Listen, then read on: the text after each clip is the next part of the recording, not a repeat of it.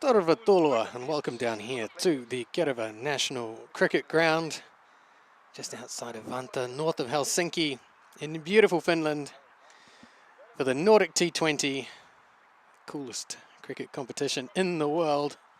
This is match 5 of the tournament this weekend, a rematch from yesterday where Sweden are taking on Denmark. I think we can guess that Sweden won the toss and have put Denmark in. They're able to skittle them over there in Takarila yesterday for just 35. And Denmark will be looking to improve dramatically on that performance. Turn things around today. And that is a good start from Shukla.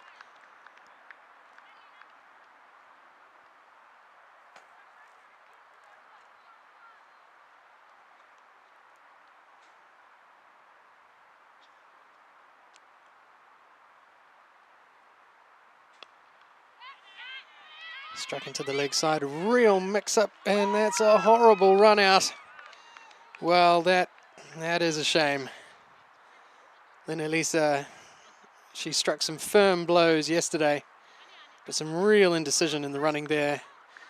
Never a single.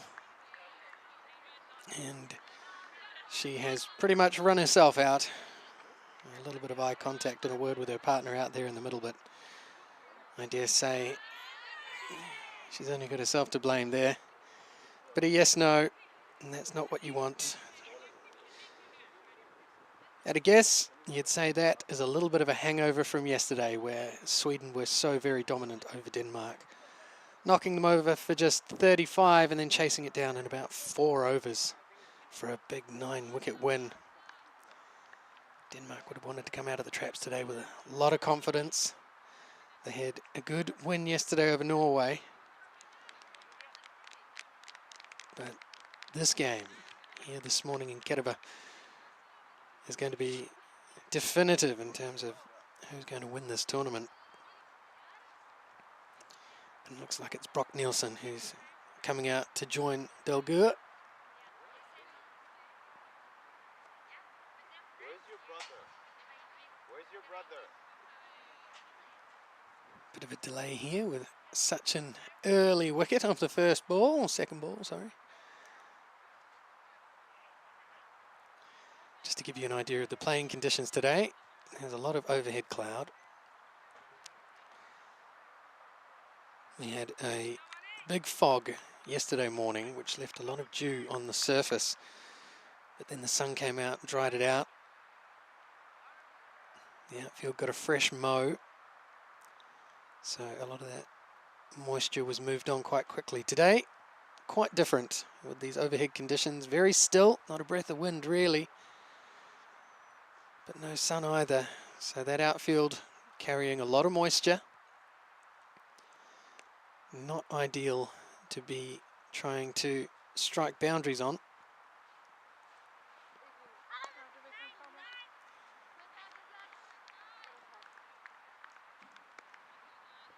Yes, if you want to find the rope early today, you're going to have to go over the top. Good toss to win for Sweden. You can see there Shukla drawing the ball frantically. It won't be easy for the bowlers either. What happens to a cricket ball when it gets wet? Especially when it's brand new like this one. Very, very slick and initially very easy to dry. It's just annoying.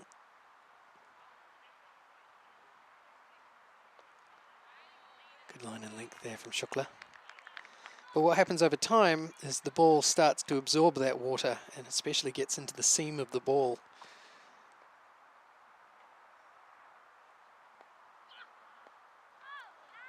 It's down the leg side and wide to open the account for Denmark. But as the water gets into the seam of the ball, it brings out the natural oils in the leather. Some of the wax that they use to seal up the ball, and it becomes like a bar of soap. And when the ball gets soapy, it is very, very hard for the bowlers to control and very, very difficult for the fielders to catch. It'll take a few overs for that effect to happen, but certainly not perfect conditions. One thing that'll help this outfield and the surface moisture is the players running all over it. That'll knock the droplets off the top of the grass.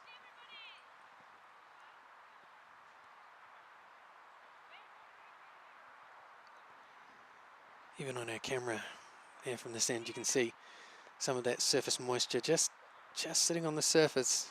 It really is like a heavy dew.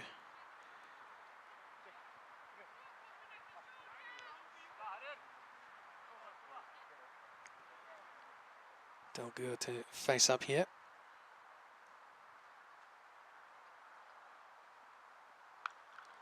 Strikes it nicely into the offside with a nice piece of fielding. Was able to watch the Sweden team warm up today.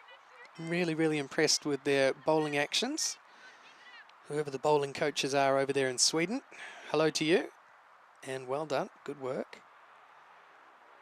A lot of really strong bowling actions in the Swedish side. A little short and pulled through the leg side. Dalgur much more confident this time, running through with the shot. She played a really good knock yesterday against Norway. Player of the match. Remarkably, she is batting with a broken hand.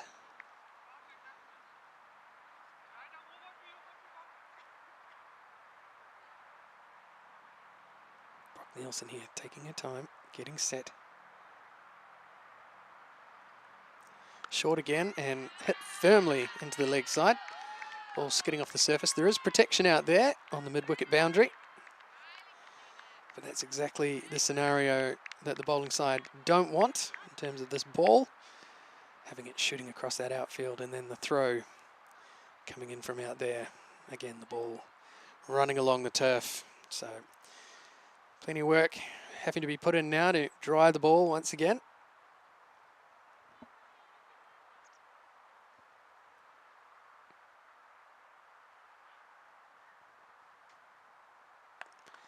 A little short and struck down to mid-on, running with the shot. Easy single there. Oh dear. Now, because we're playing on an artificial surface in the middle of the park, none of the players, of course, are wearing metal spikes. They're all wearing rubbers. Doesn't give you quite the same traction. So you will expect to see a couple of people slip and slide.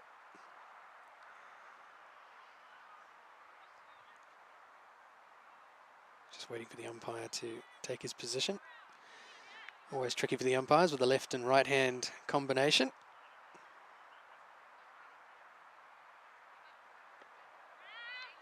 The other thing that can happen, of course, when there's this much surface moisture playing on artificial is that the bowlers drag some of that moisture onto the artificial, especially into the bowlers' run-ups.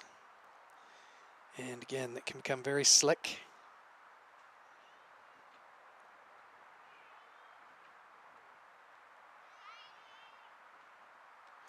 And that's a wonderful ball, just a great length, angling in and hitting the top of leg.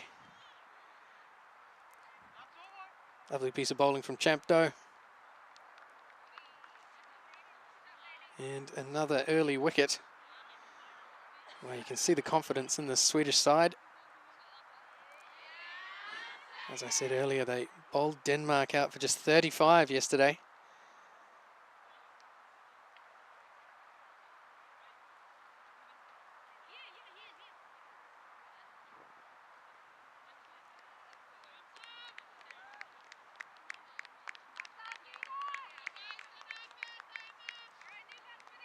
Just having a look around for that scoreboard. Unfortunately, I'm having a little bit of trouble with the internet.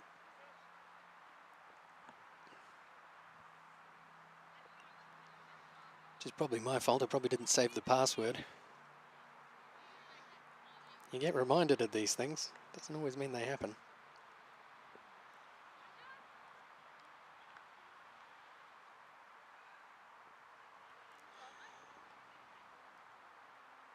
Looks like the incoming batter is the opening bowler for Denmark. Bowled with good pace yesterday, Brunsgaard.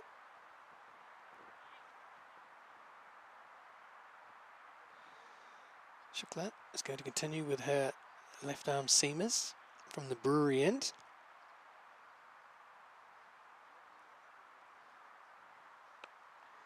Nudged into the offside there by Dalgur.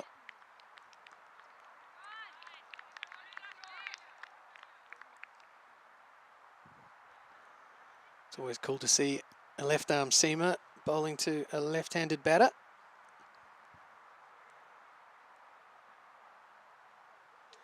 Oh, she's gone through her. She's yorked her. Wasn't the right shot, trying to flick that one through the leg side. It's gone under the bats, cleaned up the stumps. So Sweden right on top here. Denmark in all sorts of trouble. 4 for 3. Might be time to just consolidate, suck up some deliveries, try and nudge it into the gaps and not try to play any big shots, because they certainly don't want a repeat of what happened yesterday when Sweden skittled them. And they certainly don't want to be bowled out for less. That would be an absolute horror show for Denmark.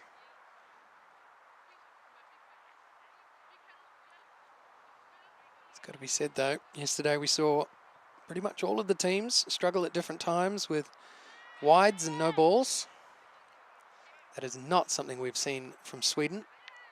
They've shown really good control with the ball.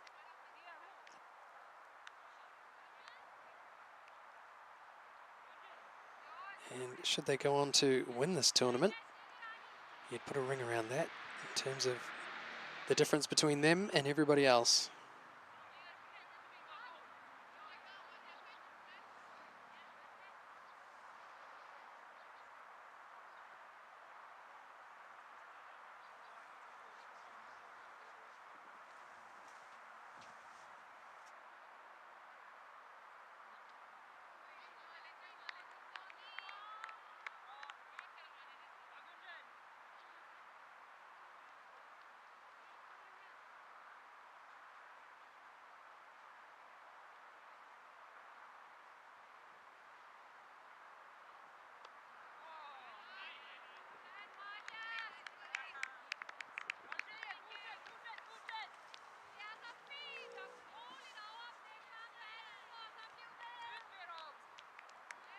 So the new batter to the crease is Nielsen, joining Brunsgaard, who still hasn't faced a ball.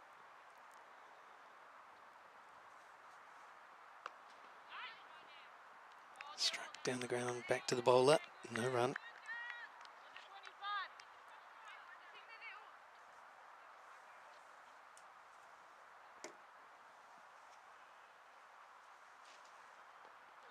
Defended there into the leg side. Again, a little bit of indecision, but no need to take any risks here, Denmark.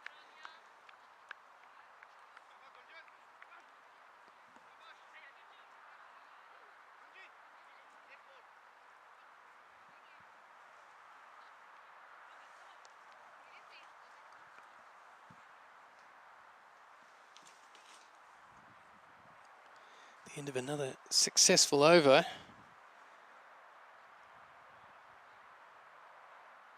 And Chemto is going to continue from the village end.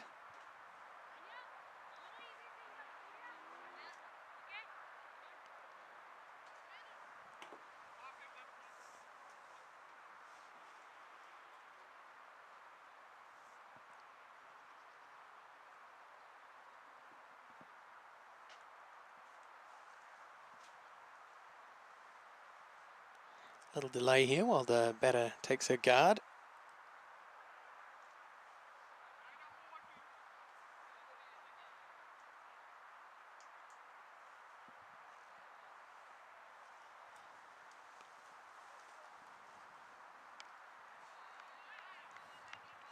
Defended there into the leg side. Fortunate now to be joined on commentary by one of the coaches from the Danish side, Maru John. Welcome. Thank you so much for having me here. Thank you so much for taking time out of your busy schedule to join us. That one, chipped into the offside and just short of the player there. It's almost a silly mid-off that they've got in place. It's definitely a catching position. Not the greatest of start for your side this morning. Yeah, quite unfortunate. We lost a couple of wickets there in quick succession, I would say. Not really what we kind of wish for, but that's just a game of cricket.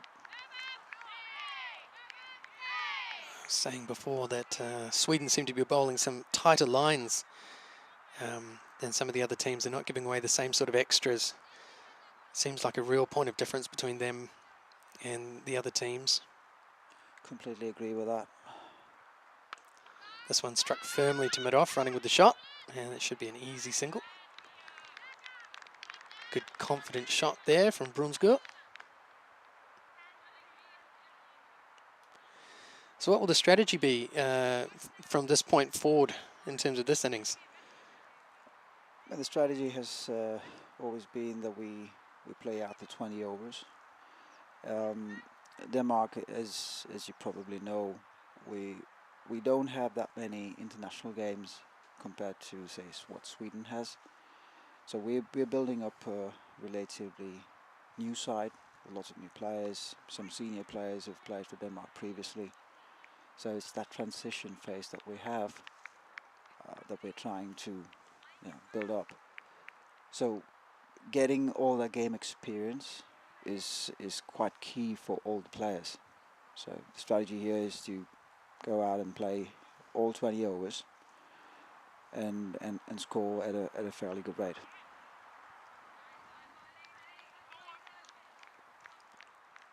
That's the end of another tight over from Champto.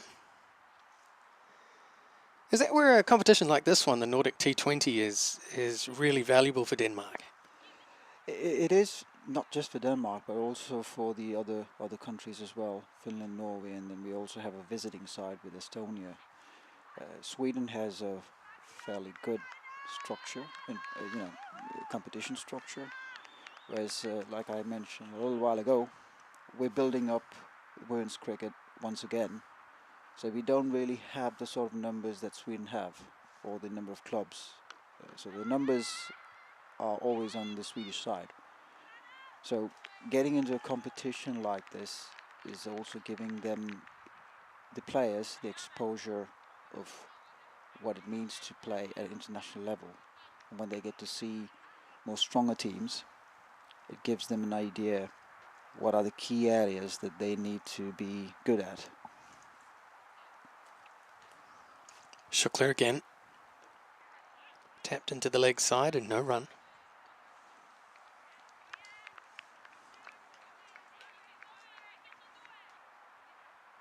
So you think one of the biggest points of difference here is the actual domestic structure that Sweden have been able to build? Indeed, because when you have a domestic structure in place, you get more games in. And you can train as much as you want in the nets, but if you're not in game mode, then obviously it's going to be a lot difficult to kind of adjust to the sort of environment that we have here. It's a game day, so you kind of miss that in the nets. That's a strong shot through the leg side. Misfield as well, so they should be able to turn for two. Good running there from Denmark.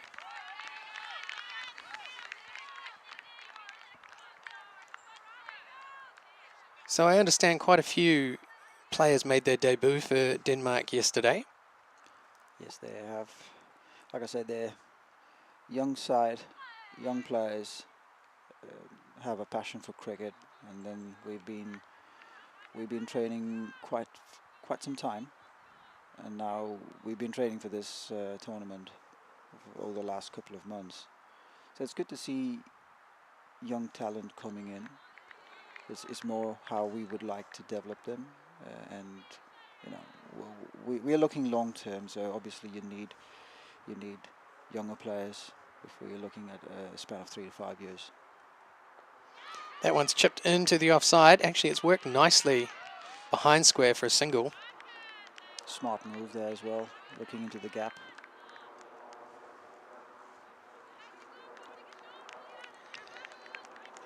Looks like the conditions just brightening up a little out there in the middle. Still quite cloudy around. Lots of wind in the top clouds.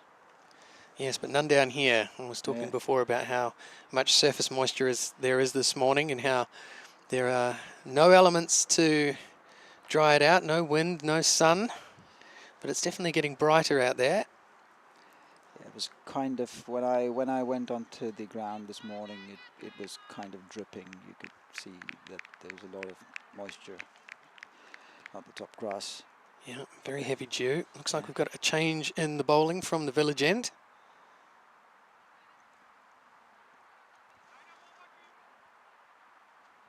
Do you recall from yesterday? I know it was a bit of a horror show yesterday, getting bowled out for 35 by Sweden, but who was the destroyer in chief from the Swedish side? I think it's an all-round effort. Of course, you know, wickets falling, but it's also how they work together as a unit, and that's kind of key. And when you sort of lose quick couple of wickets, then and the lack of experience will also have a part to play. Well, that was extremely close. The ball just bouncing over the top of the stumps there. Something that wouldn't happen on a grass wicket, but when you're playing on these artificial trampolines, if you throw the ball up, it will bounce. Tapped into the leg side and there'll be no run.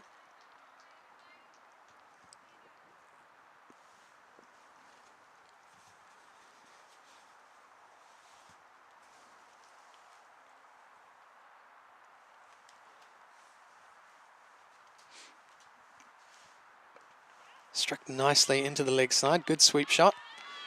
Players having to run round out there in front of the forest. Oh, there's two there. They only took a single. Safety first from Denmark.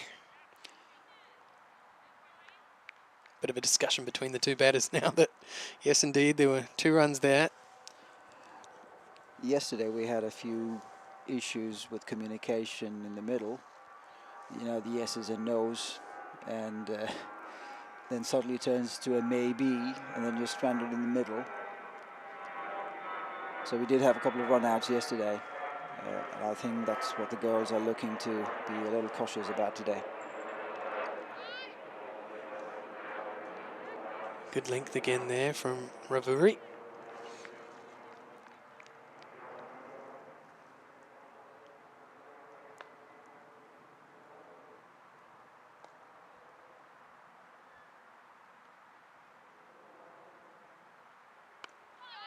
Again, really good length. Bowler's not giving away much there for the batters to push around.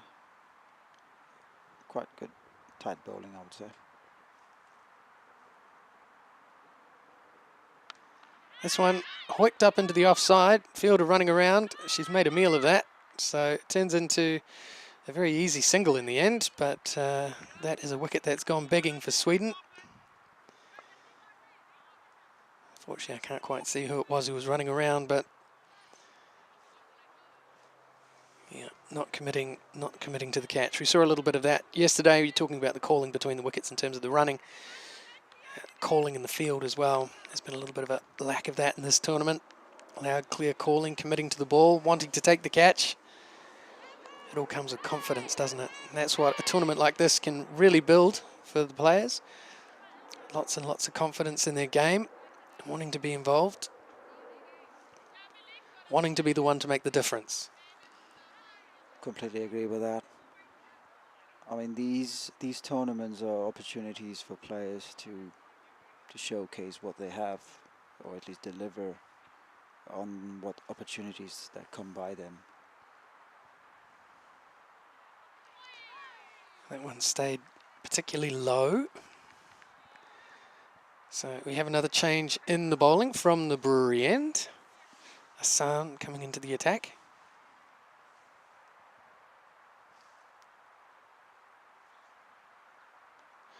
circled around the corner, and this will be an easy single.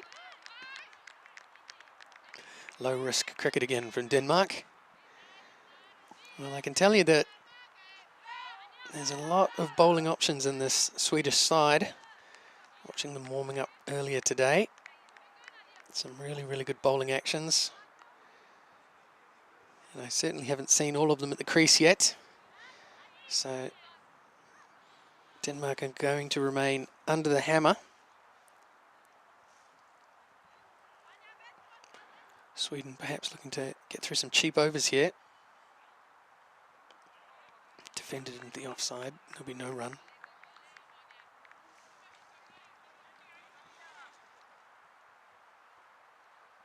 Is this the first time Denmark brought the women's team to Finland? Yes, indeed. Last year we were in Sweden, just outside Stockholm. That was when we had a couple of games against Sweden, Finland and Norway. I think that was a sort of a first for the other two countries as well, apart from Sweden. So Denmark is also sort of looking at opportunities where they can play, or even having teams across as well. So we had an indoor sort of Nordic Cup. Chipped in the air into the offside, and that is going, well, what's going on here? I think she's claiming bump ball, but that didn't look like a bump ball to me. Looked like she just scooped it to the girl there at mid-off. There's a bit of a discussion between the umpires. Well, I can say honestly, I think that was out. But Sweden are not complaining. The batter has stood her ground, lifted up the umpires. They've said, okay, bump ball. But there's no way the ball was going there without off the turf. So, bit of luck for Brunsgaard. Did you teach her that one? Well, I mean, you can see that there's some improvisation of shots as well between the batters there. That looked like a very, very clean shot into the offside. It went straight to hand. Yeah, indeed. Well, certainly if you want to have any bilateral series, I'm sure Finland will welcome you back with open arms. Yeah, Cricket Finland has been working quite hard at that, and I know a lot of planning has gone into this tournament as well. A lot of logistics, getting in 4 teams. 5 teams, sorry, and you know, planning the grounds and the games and everything put together. Yes, hats off to Kerava and Tukurila for making these facilities available. And these are pretty good facilities as well. So And full marks to Cricket Finland. And improving all the time. We are sitting in a brand new commentary position. Uses her feet, gets down the ground, squirts out into the leg side, and they're going to run through for a single.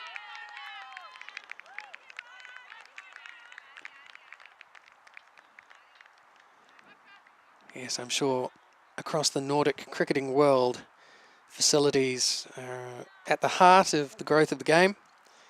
Being able to put more facilities in place means you can put more players on the park. More players on the park means stronger international sides competing at this level. And with the exposure for women's cricket internationally, I think more and more women are now getting interested in the game. Struck firmly into the leg side. It's been given as a no ball. I assume that's for overstepping because I didn't think it was too high, but the umpire suggesting there that it was. This will be a free hit. Seemed to be quite flighted high, sort of dipped just, you know, around waistline. So it could be that. Well, the no ball call definitely didn't come from the square leg umpire, but this will be a free hit. Thrown up and just defended it basically into the leg side. They'll get a single. No attempt there to heave it over the top of the boundary.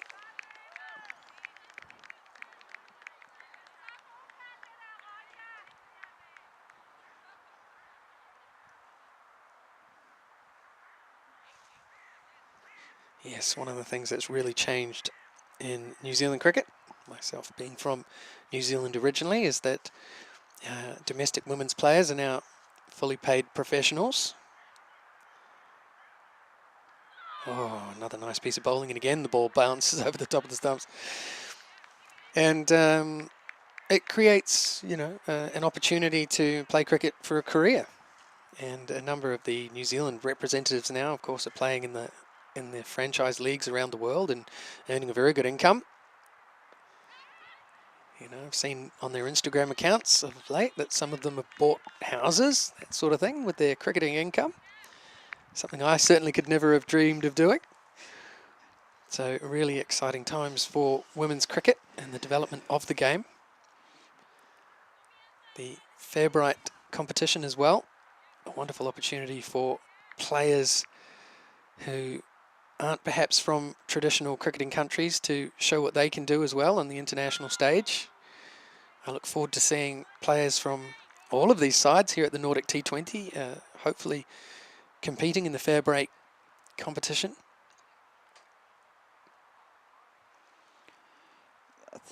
Obviously, the number of tournaments for women, when that comes up, or when the number increases, you'll see more and more talent coming out. Right now it's kind of restricted to small pockets. And having, let's say, having Nordic cricketers playing in other cricketing leagues, that's also something that we should look forward to. I mean, there is a lot of talent here in the Nordics, so it's just a matter of time where we will have one or two big names coming up. Yes, it's good that the opportunities exist. I mean, there's a long history of very good cricketers coming from non-traditional cricket playing countries who then decide to ply their trade outside of their nation because of the opportunities that exist, or indeed represent other nations at the highest level because, again, the lack of opportunities in their home nation. That's something that will change with the likes of these tournaments going forward, because you're no longer building single players up, you're building entire teams.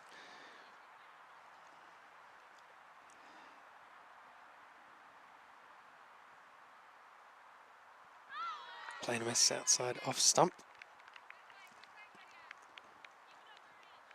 And a lot of the cricketers that we have in this tournament, some have that natural talent, and you can see it in their game.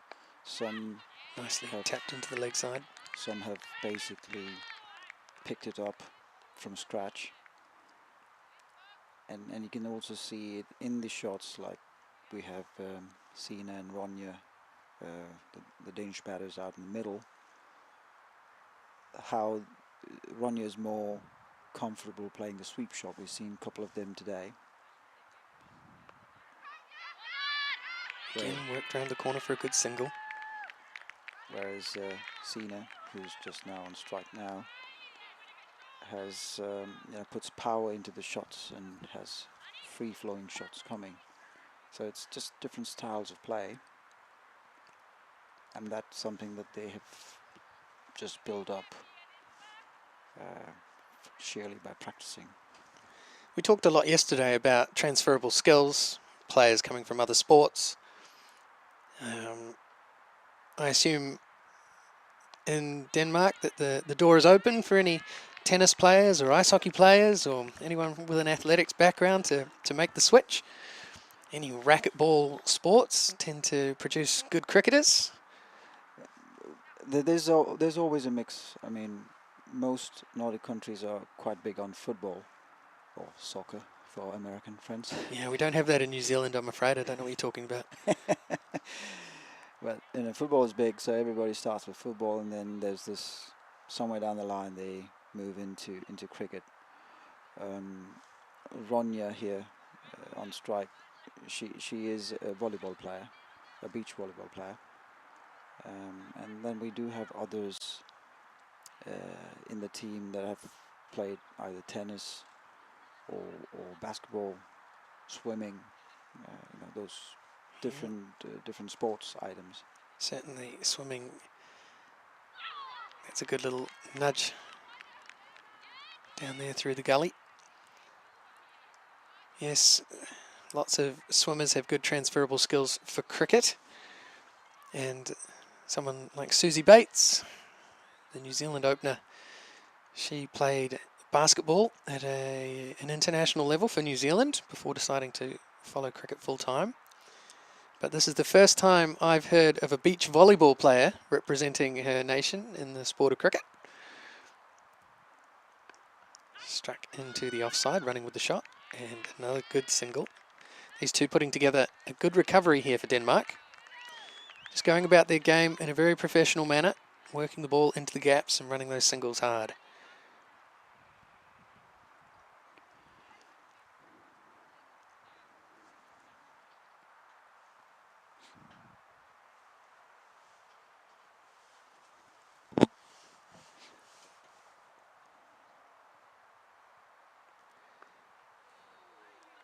Bit of a quicker ball there from Ravuri.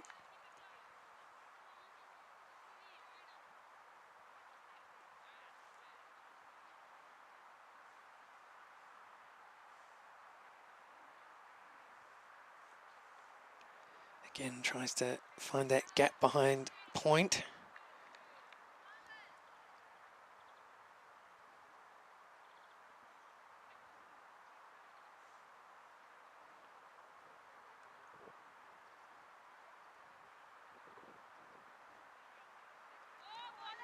Swing and a miss outside the off stump, trying to force it through the offside. Sweden absolutely flying through their overs. We're going to have drinks at the end of this over, which is quite remarkable.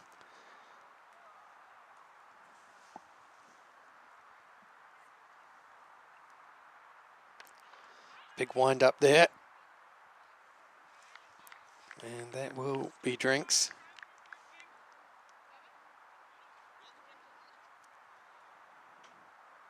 So Denmark 26 for 3 in 10 overs. Lost 3 quick wickets there. Not adding much to the scorecard. Yes, it was a real disaster of a run out off that second ball of the innings. And Elisa striking it into the leg side. A bit of yes-no between her and her opening partner, Nita Delgur. There was never really a run there. She took off and was unable to re-find her ground. It was by the numbers stuff from Sweden. And then a couple of good bolds. Firstly, Katarina Brock-Nielsen had her leg stump pegged back by Chamto. And then Nita Delgur, in the heart of this Danish batting lineup. Well, she gave herself a little bit too much room and got herself yorked by Shukla. So we've seen those zing stumps lighting up today.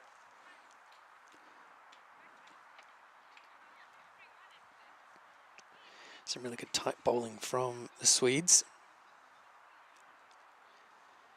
You can see there, not leaking any extras.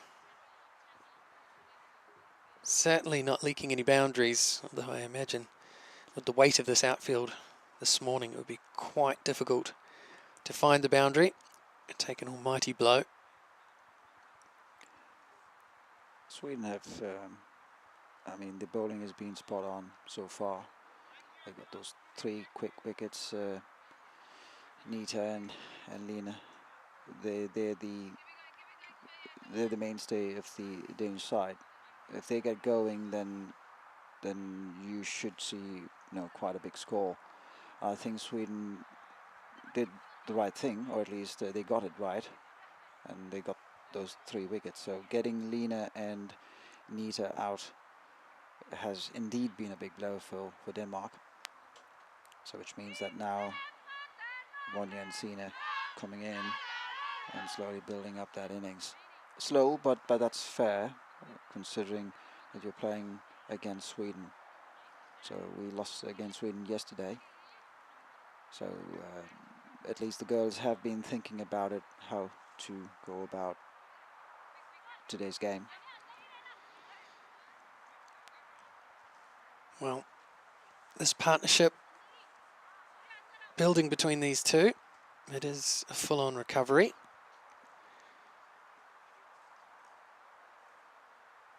He's got to take strike. Strikes that one firmly into the offside, running with the shot. Shy at the bowler's end, but the bowler herself actually got in the way there. The sun continuing from down at that brewery end.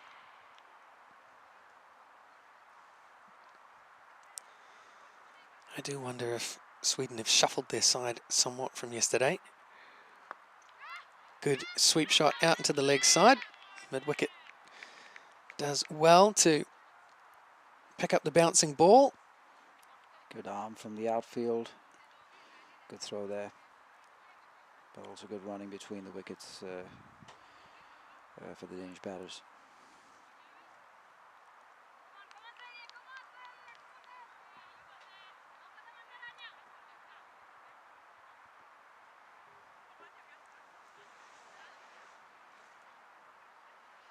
Well down leg side. She decides to give a little tap and run with the shot.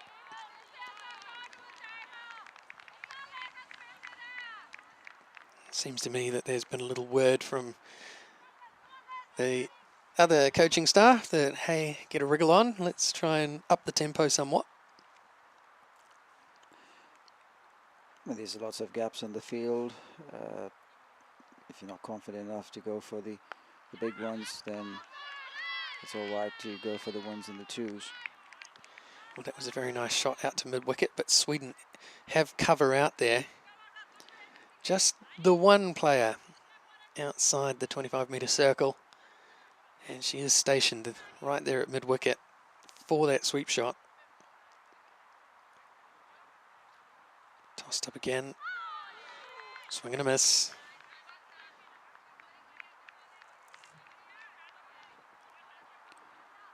Any word on how the other game's going at Tikkurila? Well, I'm sure if the Boffins are listening behind the scenes, they can fill us in. Struck well over the leg side, running down the hill there. This will be at least two. And they do come back for two as the ball holds up in this heavy outfield. Yes, Estonia joining the competition this morning, playing Finland over there in Tikkurila. I'd look it up myself, but for some reason I have lost the internet on my laptop. But hopefully things are progressing well there too. Well, Finland, especially yesterday afternoon against Norway, played very well. Sweden gave Finland a bit of a spanking in the morning, but Finland came back really well in the afternoon to put on 140 against Norway.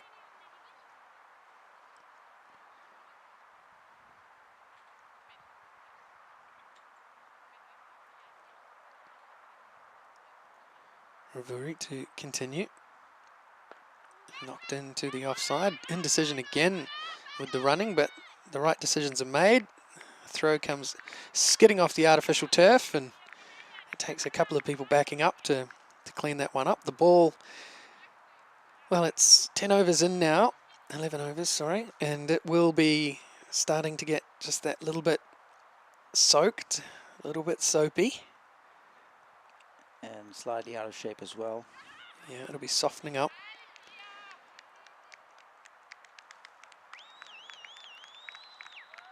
One thing, the white ball is a little tougher than the red ball in these sorts of conditions, just because of the lacquer that they put on the white balls. Yeah. They can handle the moisture for a little longer than the red ones. Tries to work that down the leg side, steps inside the line, so it won't be a wide. So looking at the numbers, 33 for 3, and both batters are on 13. So looks good on the screen. There's too many threes for me. And 3.30 is from the bowler as well. That's an outside edge that almost carried into the gully.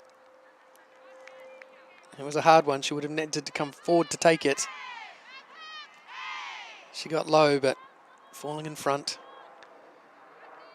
I think the bowler suggesting there that she take a step forward. Well, all well and good in hindsight. The players here, this is an interesting move. They've moved the mid off and the cover fielder much closer here on the offside. Smacked into the leg side, hand goes up. It was a periscope.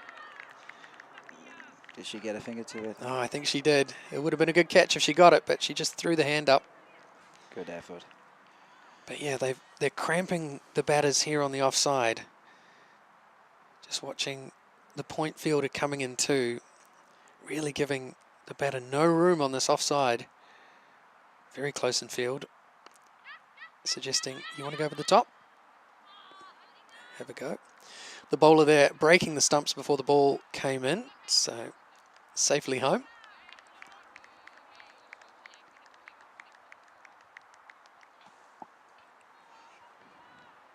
It's the end of the over. Small recovery here for Denmark. Yeah, they're ticking it over. The really good thing is that they're finding those singles. So 31 runs, the partnership with these two batters in there. That's pretty much 95% of the innings, or 97% of the inning score coming from these two.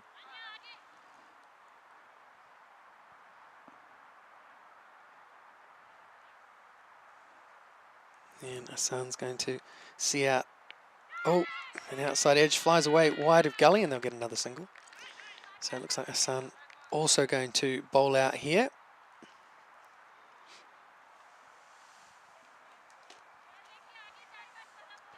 This is where Denmark could really use a bit of power to strike the ball over the top of this really tight inner ring and run some twos into that outfield. Struck nicely into the onside, but cover will come around and it'll be just the one. Seen as a batter that has a lot of power in the shots, whereas Ronja, the batter on strike now, is more of a sweeper person. I see more sweeps from her, and you know, the little taps and dabs. Has she got a hockey background? Not necessarily. I always find that a lot of the best sweepers in the game, or the compulsive sweepers, have played a fair bit of field hockey. You see it a lot in Dutch cricket. That one worked around the corner. And again, another single. The same too can be said for a lot of New Zealand cricketers. Played a lot of field hockey as well. Ross Taylor is one that stands out in my mind as someone who was very strong through the onside and played field hockey to a very high level as a youngster.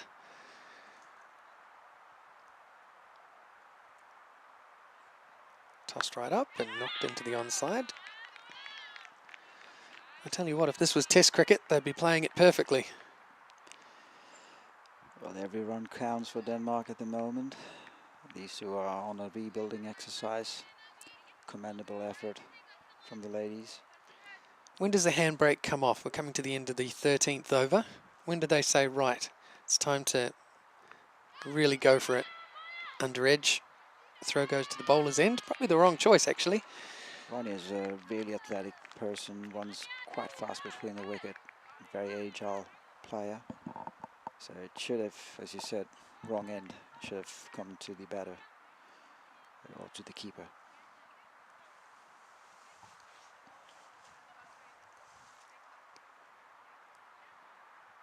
Uses her feet, knocked into the onside. Indecision with the running. But as you say, Nielsen, very quick between the wickets. Easily makes her ground. These two working well together to rotate the strike. But yeah, when does the handbrake come off? When do they say, right, we need to look to hit this into the outfield? Plenty of wickets on hand. It should be coming somewhere around now. It's 13 overs, so I would expect the last 5 to 6 overs that the batters are stepping up with more free-flowing shots coming in as well.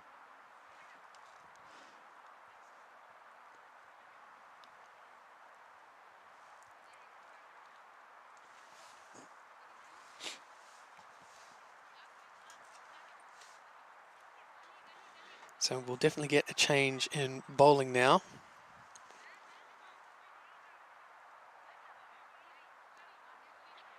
And that means changes in the field.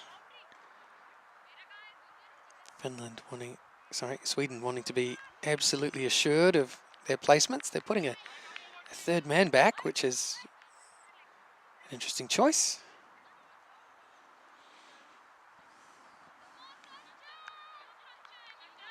Looks like square leg going back, and they're moving that square leg now to a mid-wicket. And moving the square leg finer over by the umpire. Mid-on and mid-off back. So a lot more space in this field now. Struck firmly into the offside and put down. Oh, gee, it would have been an absolute speculator. Fielder was moving in the direction of the ball. Well, it was absolutely smashed there by Brunsgaard. And it went to hand. She threw out old righty, but she could only parry it down. It didn't stick, and that's one of the harder things with the wet ball as well. It's hard for it to stick in the hand when it's that little bit slick.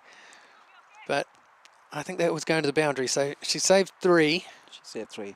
Good save. Good effort from the fielder. Rashmi. Round out with a slower ball there. Again, parried away. Looks like Ravura got down there and threw out the hand as well. So good commitment in the field from Sweden in this over. Certainly a bit more pace from Rana.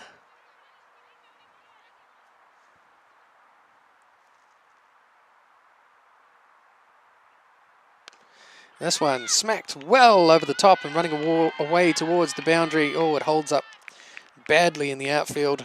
And they will get back for 2, but that just shows how heavy it is, especially further out towards the rope. Just how much moisture is in the surface. And on this side of the field, it's uphill, so I guess it's slowing down as well. Yes, when you're striking towards this village end or towards the forest, it's uphill. This one worked into the leg side, nicely struck to mid-on. Good safe single. Yes, when you're striking down towards the motorway, towards the brewery or towards the pavilion, it does run downhill. But that was for any day of the week. It's just not today. Because it's just that little bit wet. I think she cued that one off the end of the bat. It's been a good over for Denmark, this one here. 6 runs coming off this over with 1 ball left.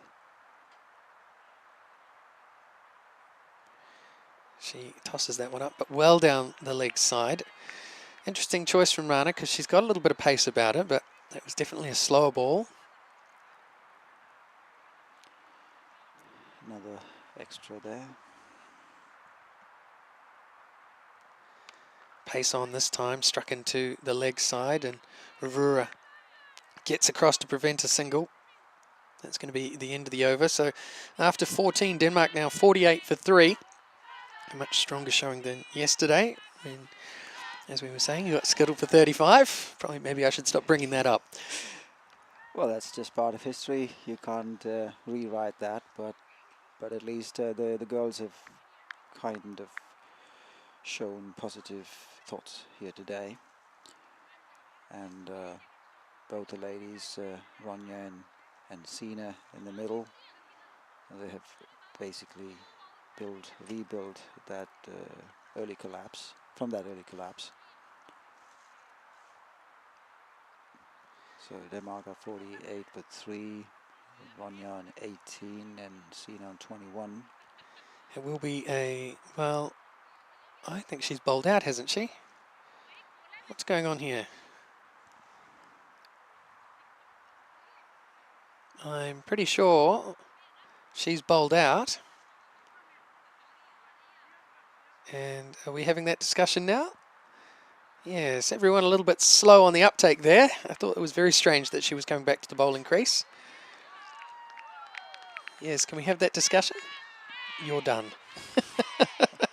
I know you're keen, but you're done. So head off there into the covers. And it will be a change of bowling from the brewery end, rightfully so. She bowled well, but you can't have 5. You can have 5 bowlers that can bowl 4 overs each, but not 4 bowlers bowling 5. You know how it is though. Big brother in the backyard. Can't get the ball out of his hand. Just one more. Just one more. So Vaidya now jams it into the deck. Helped around the corner. It's sitting well up into the air and is caught right on the edge of the ring. Short fine leg. It was a leading edge, if anything. It went high in the air off the edge of the bat and right round the corner. It's a weird one. I'm sure it's not what she expected. It was there to hit.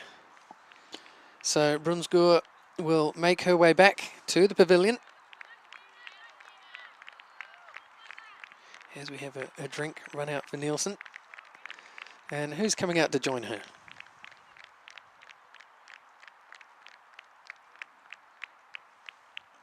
I believe that is Maria. Don't have my glasses on, so That's the umpire's excuse, mate. Yes, I mean, Denmark, the only side here who don't have numbers on their tops. I suppose if there's a memo I can pass back to Danish cricket, it's can we please have numbers on the tops to help out the commentators like us? please do so.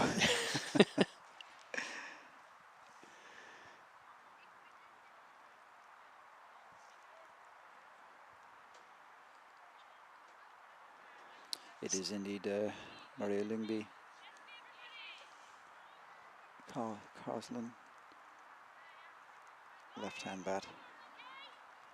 Well, it's good that they're going to get a left-hand, right-hand combination together here, Denmark, because that will work this Swedish field around a little bit more. We still have a third man back, which is strange. She's going to come around the wicket now. That third man, incredibly fine. Again, if this was Test cricket, you'd call that a fly slip.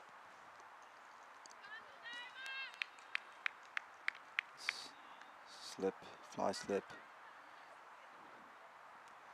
Vaidya with some good pace, but the ball dying on its way through to the keeper. It will be a wide.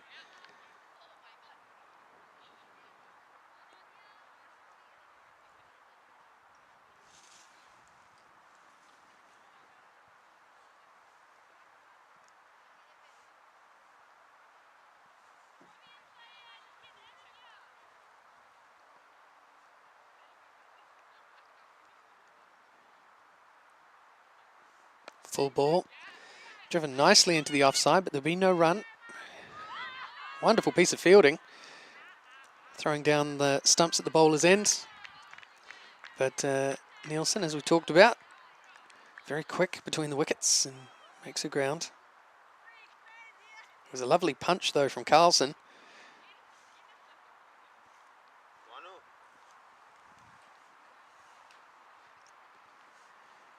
Just having a look at the weather. Doesn't look like we're under threat of any rain, despite the conditions. And that will be a wide, possibly 2 wides as the batsmen cross. It's actually going to be a no ball because the ball failed to land on the wicket. This will be a free hit. Will Nielsen open the shoulders here? Will she understand the gravity of the free hit and really try to smash it to the rope? Fingers crossed. You're part of the coaching staff. You're supposed to prepare them for this moment. Here we go. We do. But yes, she really hit that very well. It's stroked out through the covers and they will return for 2. Again, on a different day, that would have been 4 runs easily. Well, that was a tremendous strike. You'd like to see her hitting through the offside like that more often. Get in her ear at the end of this innings and talk to her about what a good shot that was. well, we've seen a couple of shots on the leg side with those wonderful sweeps. Now we see that on the offside. Good effort there from Ronja. She may have more power than she realizes. Struck nicely through the offside, through point again. If she turns quickly, they should be able to run back for 2. Watch the fielder here. Does throw to the bowler's end. Nielsen a touch quicker than Carlson, but good cricket here. It's amazing what you can accomplish with twos. Yeah, the conversion of ones into twos and the twos into threes, that's quite key in building in any innings. Especially with a heavy outfield like this. I mean, Sweden too may find it difficult to find the rope in these conditions. I don't know that it's going to dry out a whole lot more before they come into bat, so well, just watching the umpire, but in the end it's going to be a good single. Carlson confidently called through. Made it in good time, so good running there. Of course, there was a little bit of yes and no's before they finally decided to make the one. Well, that was a good confident call from Carlson. She wanted it. She was running to the danger end. She took it. It's good to see that kind of cricket. As she takes strike.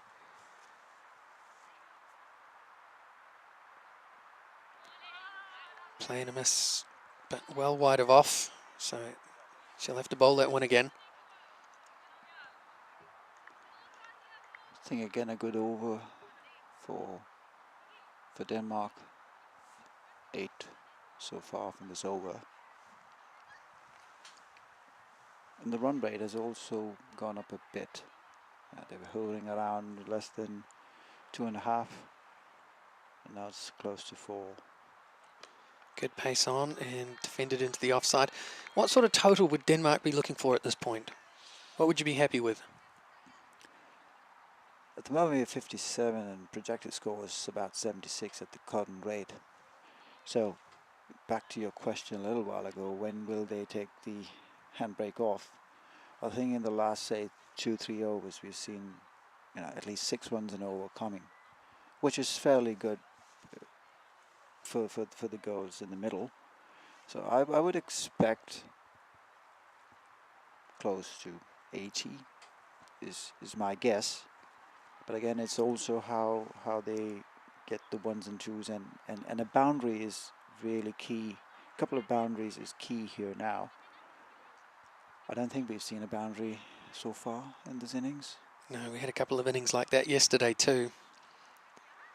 So with the thick outfield, wet outfield, and the ball not really making it to the rope, so that's putting additional pressure on the score.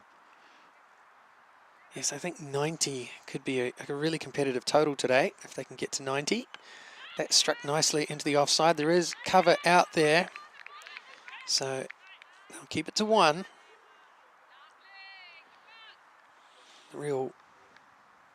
The thing that Denmark really want to do from this point forward is to score off every ball.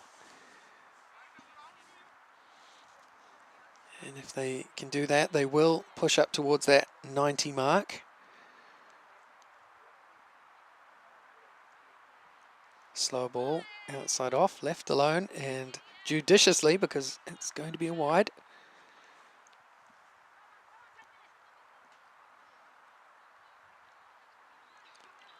We had some extended discussion yesterday about just what colour the umpires are actually wearing. That will be a no ball. Did you have any input on exactly what colour the umpires were wearing? No, not really. I mean, the suggestion was that it was fuchsia. I was going with a gentle magenta or Barbie girl pink. Up in the short of the fielder. Struck behind point on the offside, and they get through for a single. At least we're not playing pink ball, so with the pink and the outfit would have gone quite well, but difficult for the batter then. Yeah, it's true. You could never. Oh, she's run through her. That was pace on, and it got under the bat. A good Yorker.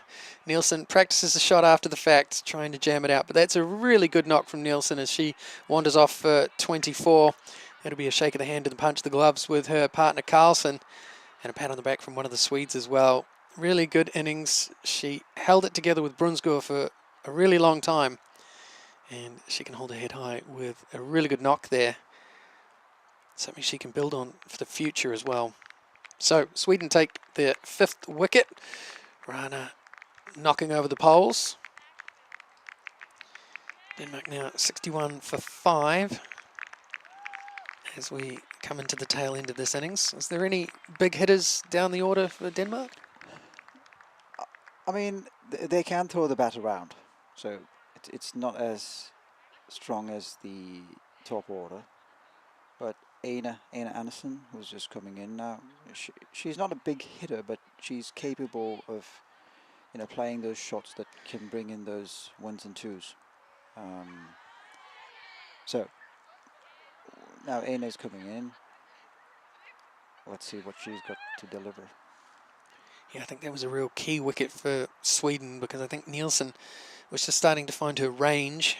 She was definitely starting to hit the ball more firmly into the outfield. So good bowling from Rana.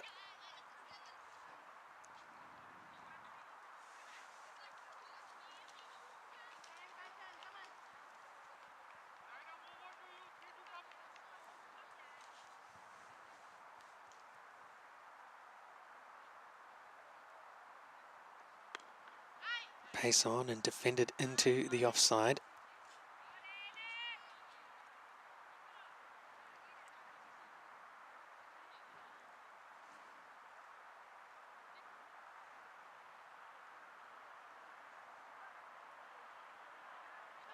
Playing a miss outside off. She picked up the Player of the Match award yesterday, didn't she? Yes, she was player of the match in the game against Norway. Yes. Quite unorthodox bowling, I would say, but she picked up quite a few wickets. Well, we call them donkey drops back in New Zealand.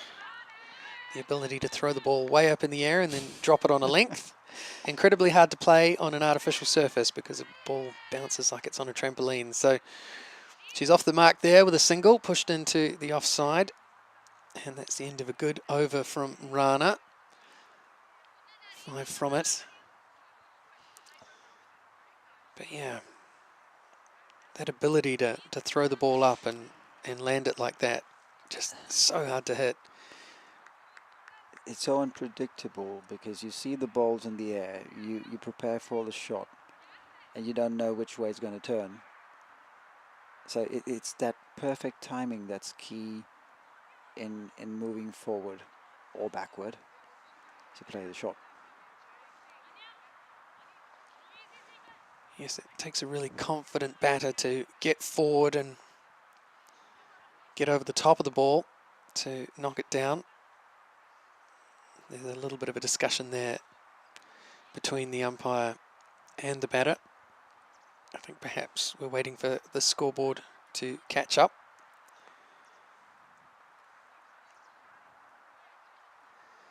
Looks like, do we have another change in the bowling?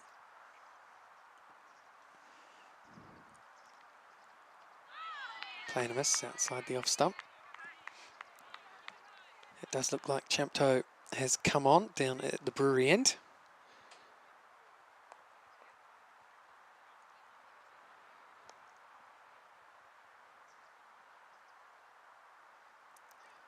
Very, very full. Well, you can see the effect immediately that that wicket has had. Slowing the Danes down as they try to push towards what would hopefully be 80 or 90. Flatter this time and struck back towards the bowler. There'll be no run.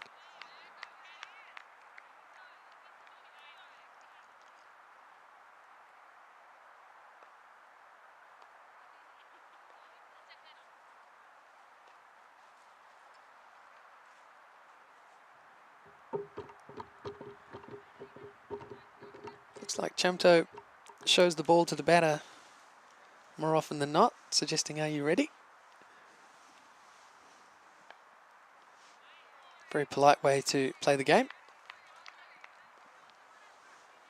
It's like having a net with a mate. I assume there's quite a lot of camaraderie between all the sides here in this tournament. Some of the Swedish players, for example, they do come across to Denmark, and some of our players from Denmark are also playing. in Sweden in the domestic league. Malmöhus, which is just across the bridge, which is the closest town to the Danish side. So we have some of the players that play here today, like Nita Dolskor and Divya. They played a couple of games in the last couple of months for Malmöhus. Well, it's pretty handy when it's just across the bridge, isn't it? Yes, and also for the fact that we don't really have a women's league in Denmark. So any amount of cricket that they can play, or the opportunity to play, is almost always welcome. What about having a combined league with Sweden, where you could have teams playing in the same competition on both sides of the bridge? It is allowed, so that's the reason why we have two from Denmark registered in Sweden to play. You can play for clubs that are in the southern part of Sweden and vice versa, but since we don't have enough numbers on the Danish side, we don't have a really domestic structure, so we gather once a month in some part of Denmark, either in the Copenhagen area or in Jutland, maybe in Esbjerg or in Fredericia, Herning, where we have these camps. Mm-hmm. And it's 2 at a time batting, and the rest are fielding and bowling, so it gives them the opportunity to play in pairs. And of course we do it out in the middle, so that gives them the game feel. That's a really good strike into the offside, and it's evaded the fielder, so hopefully they can get back for 2 here.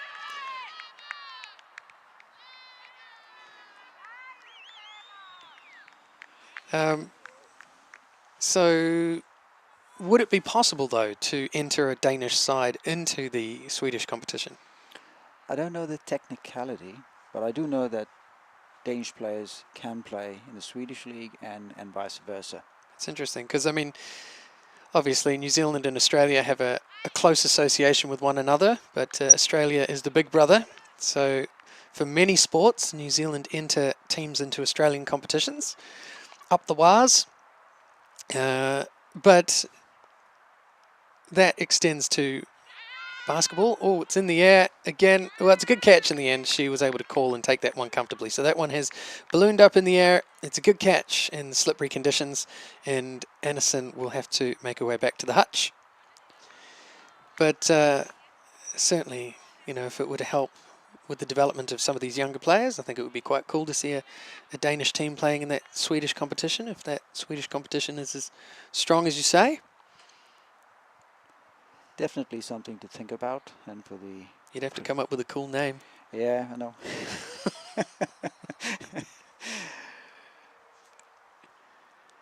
So Denmark are 66 for 6.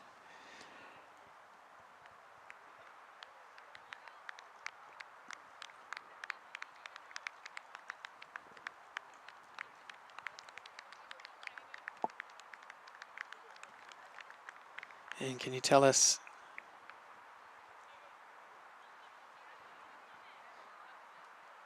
who's come out to bat? It's Divya Galecha, fast bowler. And quickly off the mark there, tapped into the offside. A little slip there as well. Wet surfaces can be a little tough.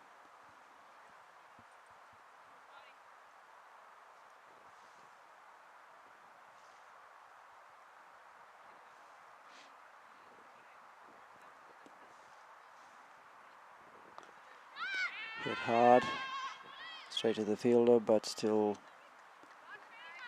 making that one. Fielder didn't really collect it that well by the wickets. That's the end of the over.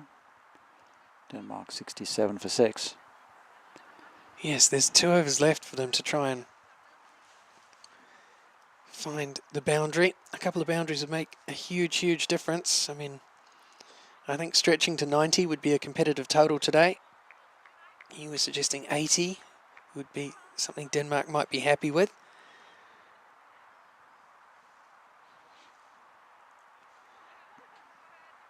But they've got to put bat to ball if they want to get there. Here comes Champto.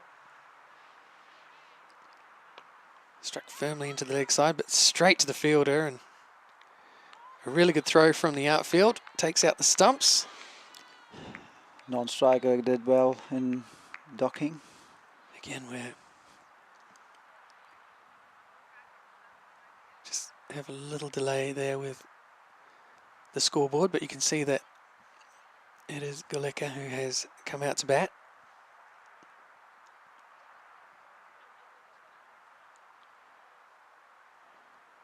Slower ball, struck firmly into the offside. There's a misfield out there. I think it struck her in the shin, so they're able to come through for the single in the end.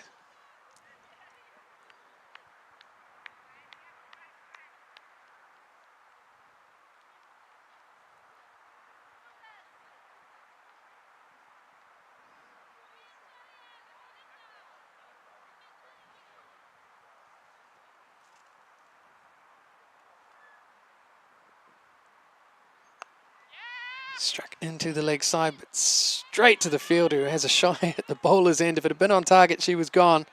Really good arm from out there, just outside the ring. But Goleka gets off the mark. I apologise. She's on 2. Worked into the gap on the leg side. Mid-wicket sweeper has to come in. There's a bit of a misfield, but they weren't pushing for 2, so they won't get it.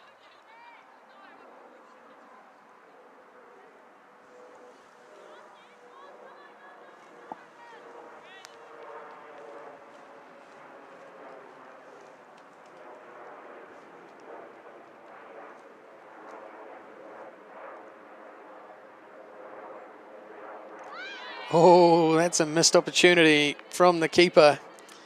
She yorked herself, trying to use her feet to come down. Ran over the top of the ball. Went through to the keeper, who wasn't able to collect it cleanly. Put it down and missed that opportunity to effect a stumping.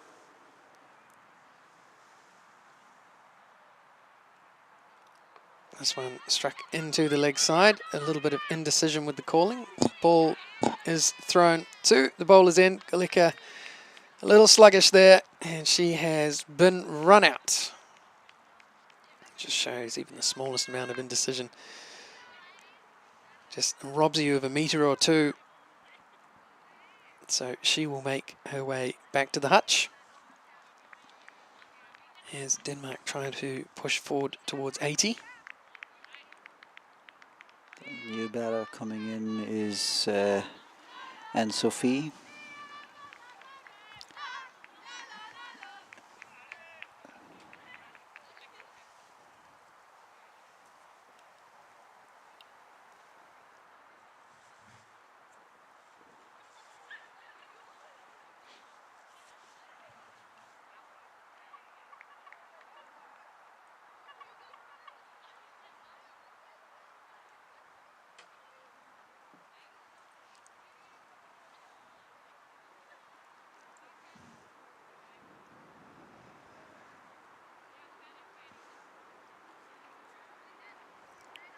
And it looks like that was the end of the over.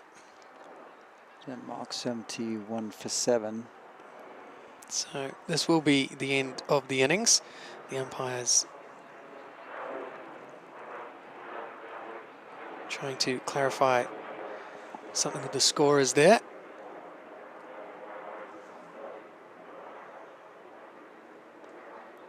On target, and all she can do is defend it. That's a really good ball to start this final over from Shukla.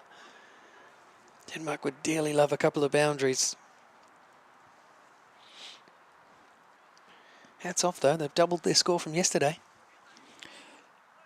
Yes, and also from the fact that from that initial collapse at the beginning of the innings to be where they are now. I think that was a very good innings from Ronja and Sina that put on quite a number of runs. Fired down the leg side by Shukla, so that will be another run to the total. how are the extras looking at in today's game? Well, I'd love to tell you if I had the internet. Again, that's my fault. So that has been fired well down the leg side. We'll wait to see what the umpire has to say about that.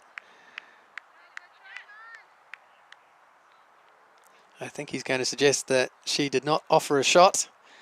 So it looked like maybe it struck her heel and ran away down there. So because she didn't try to play a shot, that run will not count. And Carlson will have to face up again. Stroked into the offside, and a really nice piece of fielding there from Rivera.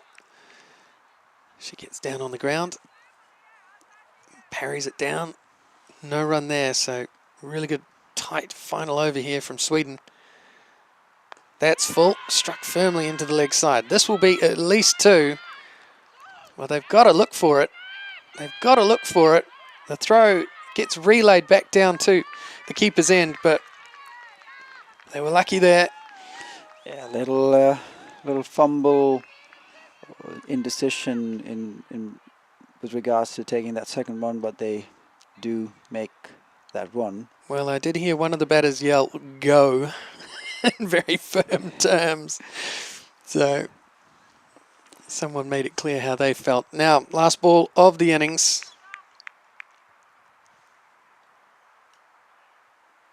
And she struck that down the ground. Mid-off comes around, has a shy at the stumps. She's absolutely sacrificed herself. So, worth it, worth the attempt. But I believe that Denmark will finish their innings 76 for 8. So, it's runs on the board. You never know what can happen, especially if there's early wickets. If you're able to take 2 or 3 at the top in the Swedish innings. It's certainly not easy to find the rope out there today in this heavy outfield, so it'll be interesting to see exactly what Sweden are able to do. But I know that you guys have some good bowling at the top, and you'll be looking to take those early wickets. Let's have a look at the card. The real standout is that partnership in the middle between Brunsgaard and Nielsen. They ran really well between the wickets, picked up the singles, tried to run 2s, and they were able to push this total up much higher than yesterday. A couple of wickets towards the end, but that partnership in the middle is what really made the difference in terms of putting this total on the board. And Denmark have actually played their 20 overs as well, so that was part of the strategy. Feather in the cap for the coaching staff. I'd like to thank you for joining me on commentary for this innings. I imagine you've got to get back to work now and spend some time with your team, get some strategy sorted out to defend this total and try and get some revenge over Sweden for yesterday. Let's see how it goes. So thanks so much for hanging me, and maybe Leo pass through as well. Rightio. We will be back very soon for the chase, where Sweden will try to knock up 77 and tip over Denmark. See you then.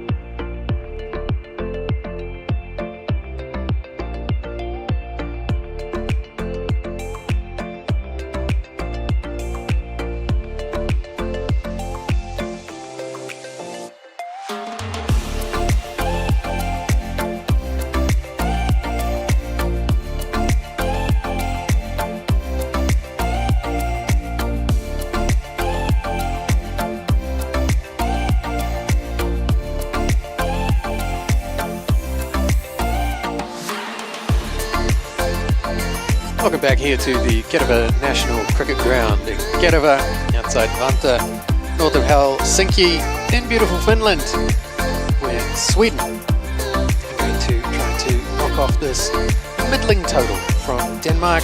Denmark were absolutely skittled yesterday by Sweden for 35, but they put up a much stronger effort today. They managed to score 76 for 8.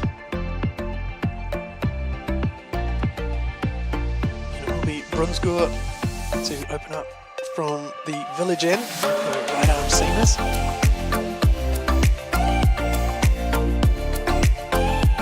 It's a wild one, well down the leg side, cut off down there, but that will open the Swedish count with 2 wides.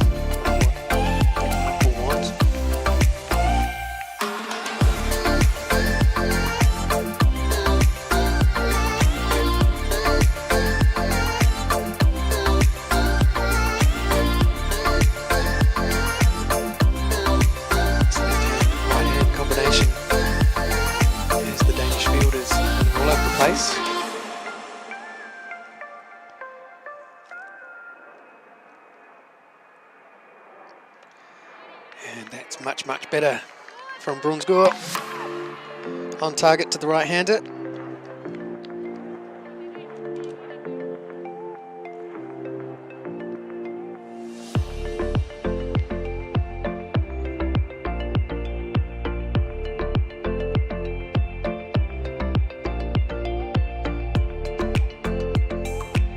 Jammed into the deck and struck strongly into the leg side. There's 2 fielders out there, and it's Nielsen with a nice piece of fielding.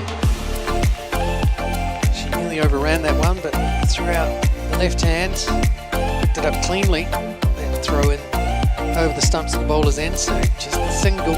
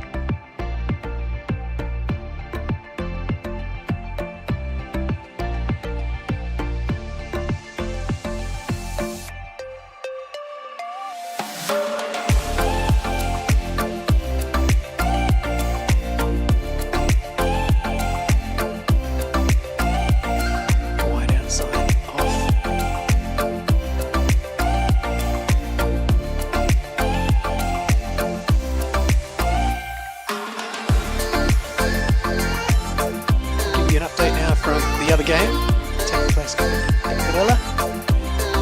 Starting first game of the tournament. Nice length, jammed out to point. Yes, Estonia 83 for 7 after 15 overs. Still 5 overs to go in that first innings versus Norway. We did have to start a little earlier today here in Kerava, slightly ahead of time. Just angle down the leg side and it will be wide again. Personally, I'd like to see Brunsgaard staying over the wicket to the Swedish left-hander.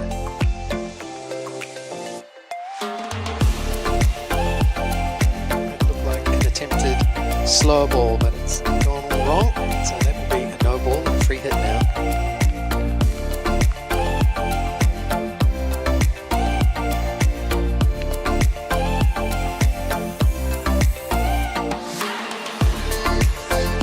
Just a little bit stiff after playing 2 games yesterday.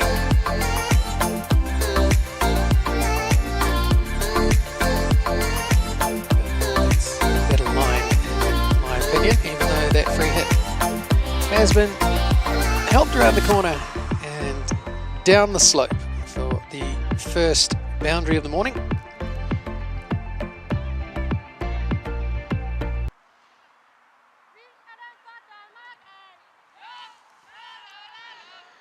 say the morning, it's actually tipped into the afternoon. 20 past 12 here in Finland.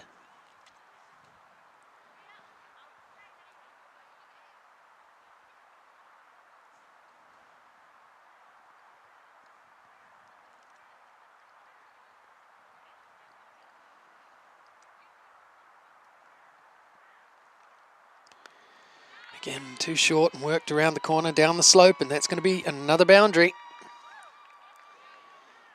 So this is a big opening over for Sweden. And with all those extras, we still have... No, it's finally the end of the over. She was going back to her mark, but it is the end of the over. So a big, big start for Sweden. 14 coming from that first over.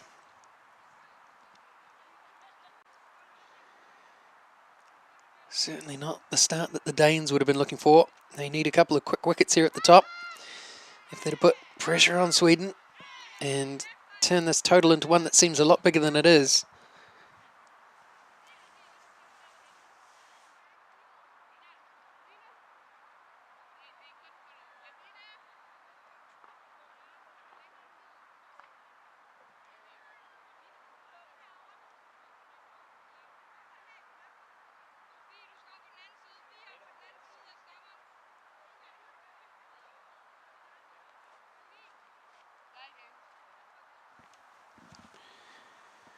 Adjustments being made around the park as a cool breeze runs across the ground. Jackets being put on left, right and centre, including here in the comm box. Well, that certainly had the batsman in two minds. Goleka, when she winds up, she can generate some pace.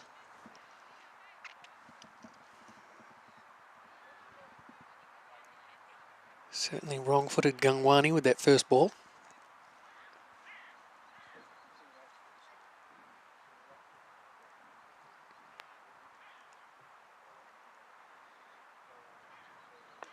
Full this time and punched into the offside where there's a good bit of fielding at point. Looks like Anderson out there who was prepared to get down and dirty on this wet outfield. It's not always a favourite for the fielders, especially when there's a cool breeze like the one blowing at the moment. If you get yourself all wet out there, then you have to stand around drying out in these conditions. So really good commitment from the fielder. Throw herself around.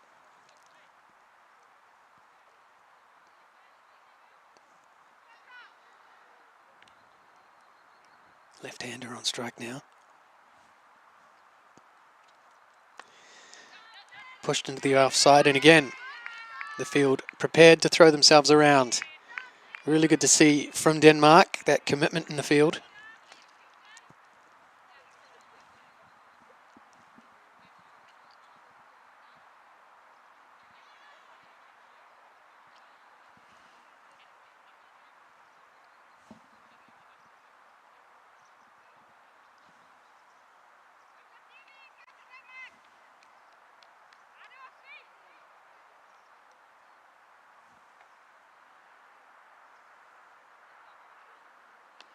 You can hear the grunt from the bowler there, putting a lot of effort into those deliveries.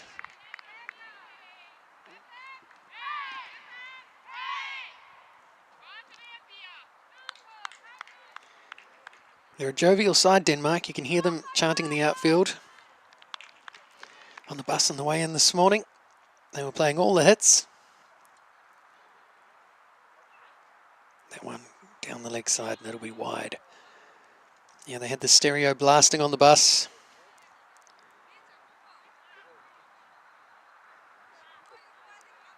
Real run of tracks as well. Elvis with What Does the Fox Say? Followed by Vanilla Ice. Ice, Ice Baby. And then 5.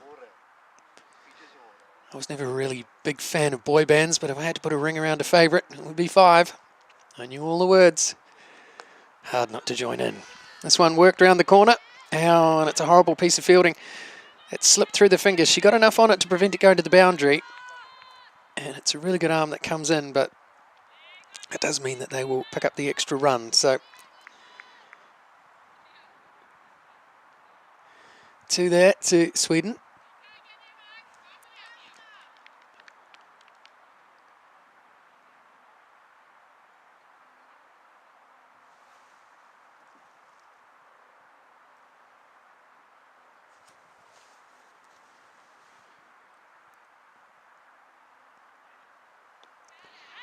Good line and length into the offside. Nice piece of fielding, and there's an opportunity here. I think she's just got herself back in the crease. It was a shake of the head from the umpire, but a really good piece of fielding there. Looks to me like it might have been Emma throwing herself around in the field.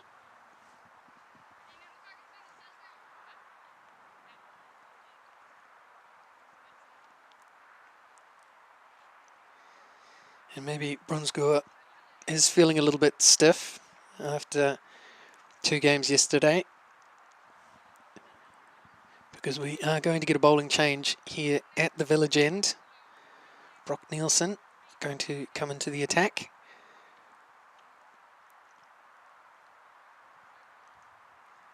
Right armour.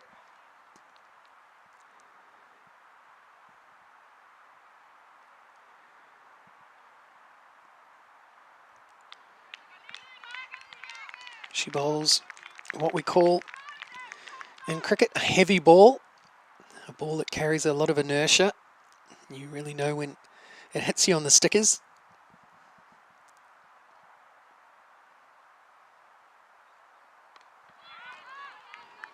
And just like clockwork, high up on the bat there. She can only tap it down into the offside. But that is how Brock Nielsen will go about her business today.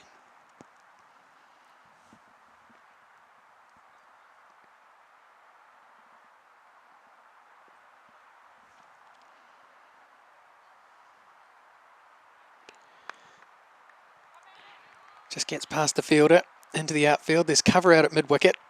So just the single to Lundell.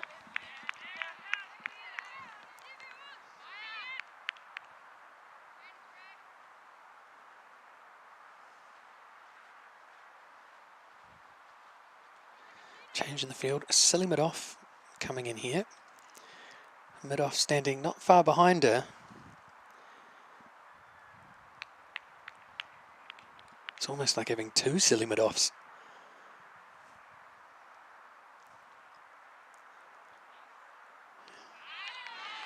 And she's putting it on the spot. So if there's a plan here, if the team have got together last night and thought about how they're going to go about this, then she's bowling it right in the right spot to try and affect this play.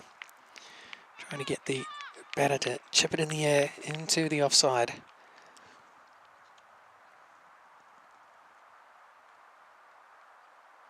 Just losing her run there. There's also a gully. A very fine, short fine leg. And the 2 players out are at long on and mid-wicket.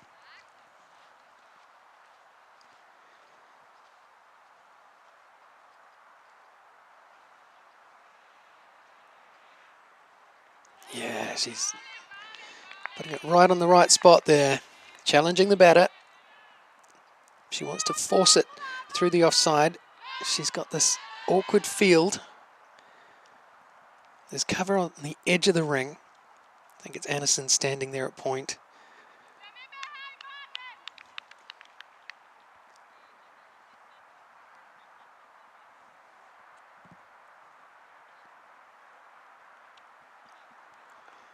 And she has to defend that one. So a little bit more pressure in this over from Denmark.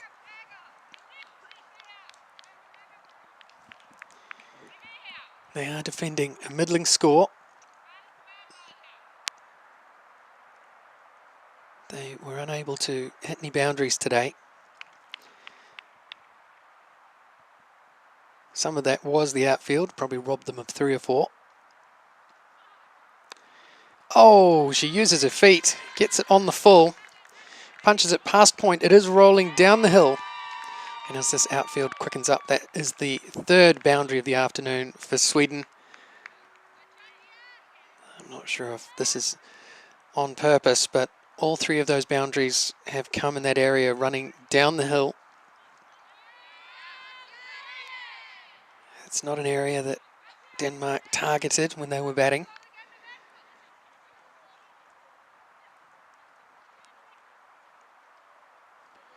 If it's strategic from Sweden, it's a good strategy.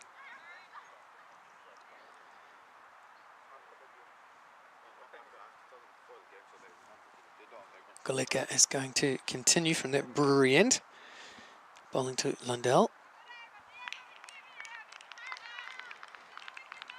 Players outside the circle, long on and a very deep square leg.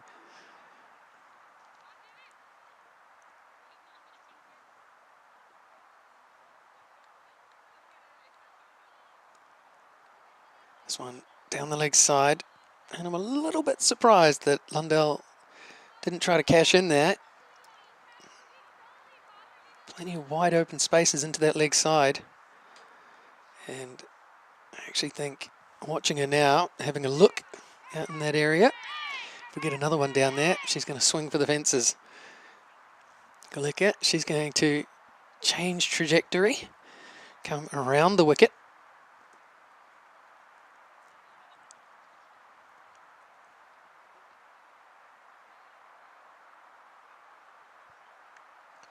It's booked for the toss, and it's been put down. There's a mix-up. There's a shy at the bowler's end.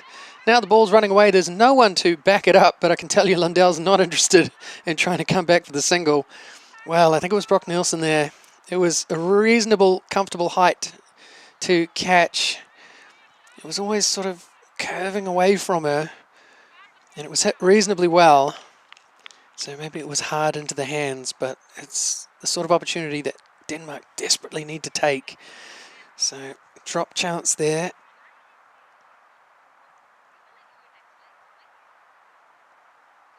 This one well outside, off stump, and the umpire very slowly raises his arms to indicate that that was a wide ball. I like that from the umpire, a bit of style. I always liked Rudy Kurtzen when he was umpiring, just how slowly he would give batsmen out. They called it the finger of death. Well, on that occasion we got the wide of death. It's like watching The Undertaker in the wrestling. Here's Goleka. Angled in and helped up over the leg side. Bit of spin in the outfield, but really well fielded. And a big strong arm comes in from the square leg boundary. Just trying to see who that is all the way out there.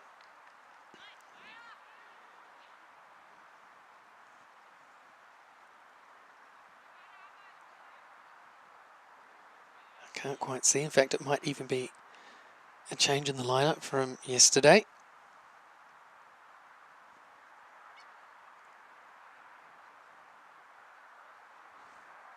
Goleka again. Good areas. Pushed into the offside. They can't prevent the single. I've slept pretty well in Finland so far, but a little less so last night.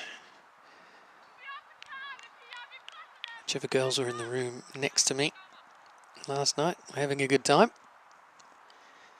I suspect it was Sweden, and they did have a good day in the park, so hats off to them. I can sleep when the tournament's over. So can they, especially if they lift the trophy.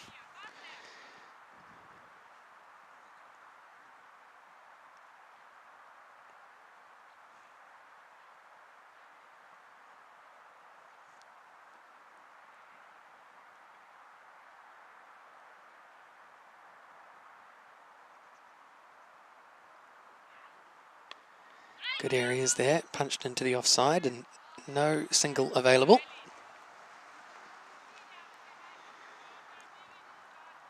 Lundell clearly has plenty of power, really strong through that leg side. We've already seen a couple of boundaries.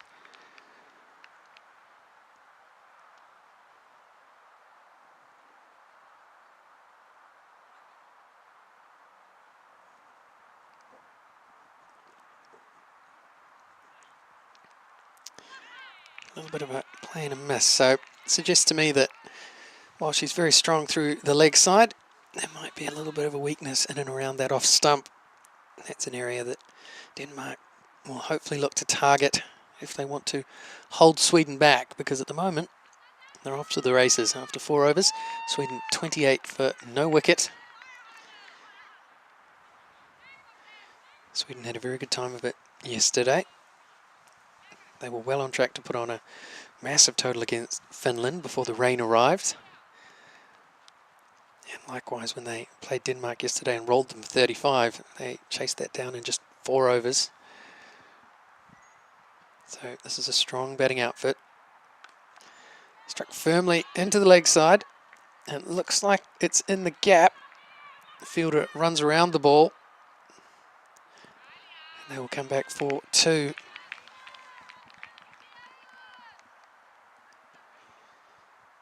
Still a pretty heavy outfield. A lot of moisture out there, so there's plenty of time being taken to dry the ball before it goes back to the bowler. Denmark persisting with this field in the offside. That's a better area, just a little inside edge, runs into the leg side. So still plenty of enthusiasm from the Danish fielders. Still trying to prevent those singles, still trying to put pressure on Sweden. When wickets fall, they can fall in a clump. 1 brings 2, and 2 can bring 3 or 4. Then this game would change very rapidly.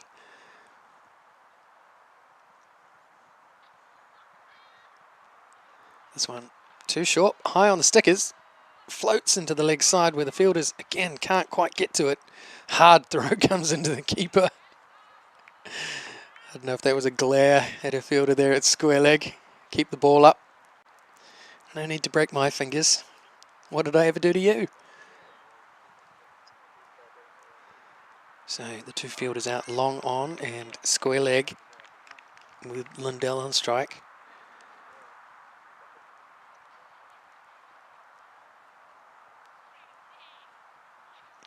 Jammed into the deck, and I think that's a missed opportunity. I think she managed to find that outside edge, outside off stump, but there was no first slip. They're basically playing with like a wide third slip or a fine gully.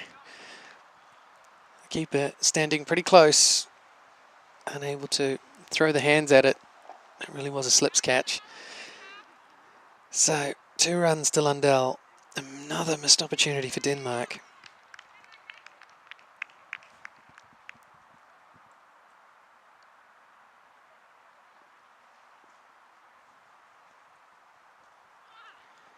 This one's Fuller. And I don't speak Danish, but they might have included an expletive. If you want to tweet me and tell me the good ones, Jez_Brown on Twitter. I personally don't quite understand that wider fielder standing there at sort of a third, fourth slip. I'd rather like to see a first slip in place or a gully. I don't like those sort of middling positions. That's a wonderful shot. Wow, that's hit extremely well. Yes, it was a full toss, but man, flick of the wrists right out of the meat of the bat, and it absolutely shot across this outfield.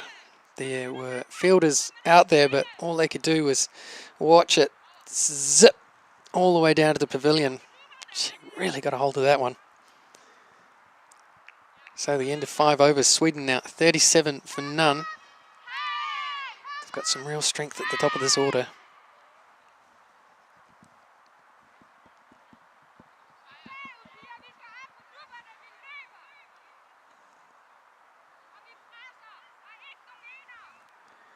Looks like Galeka is going to continue.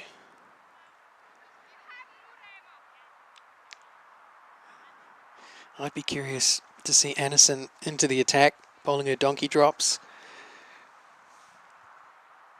That wouldn't be the kind of bowling that these 2 batters would be used to facing. So I think it'd be worth the gamble. Pace on and worked through gully. 3 fielders chase it down. And a big growling from the wicketkeeper. The three of them chased the ball down in good time, but were very slow to throw it in. And the wicketkeeper reminding them, get that ball into me, quick as you can, thanks.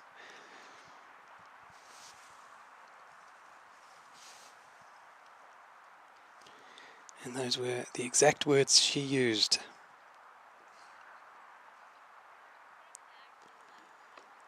Good areas outside off stump. Lundell just taps it down.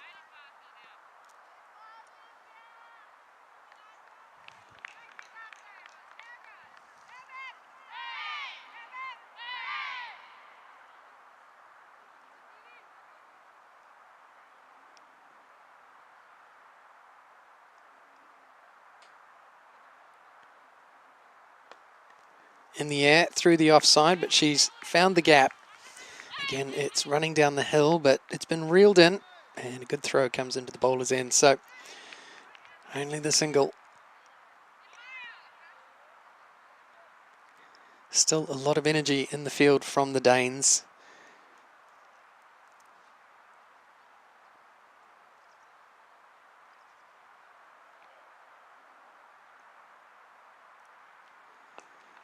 Through the offside. And I think that is Anderson who took that one in the shins. Putting her body on the line again for the team. Good to see. And again, this left-hand, right-hand combination sees wholesale changes in the field. But lots of energy out there. Everyone quick to get to their positions and be ready for the bowler. Really good to see. Brooke Nielsen encouraging her compatriot.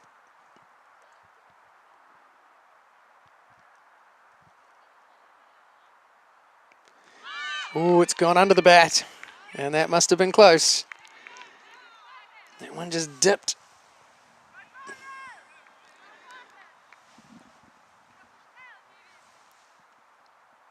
I don't know if she rolled her fingers over it, but it definitely dipped.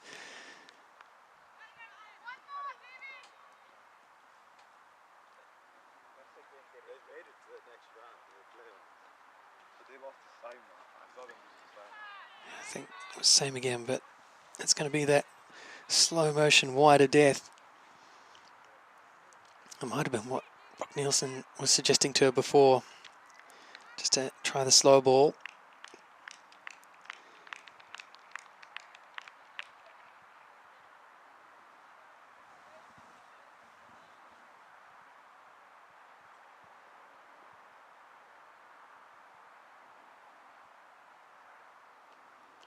That one has been allowed to go through. It's another wide.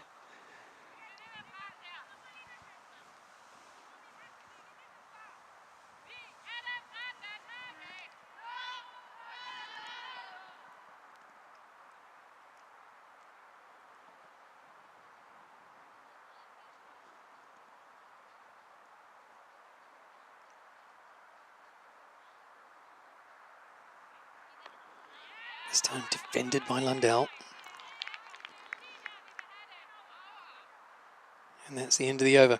You do hear some interesting chants going around the Danish field.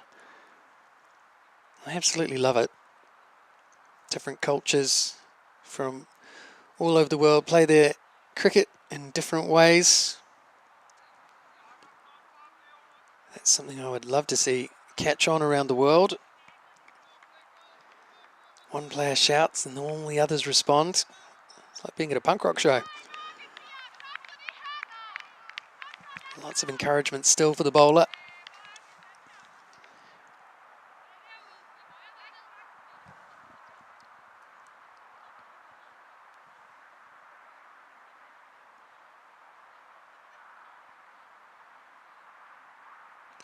This one jammed into the deck. And there's not much carry. She found a soft spot, so that's a wide.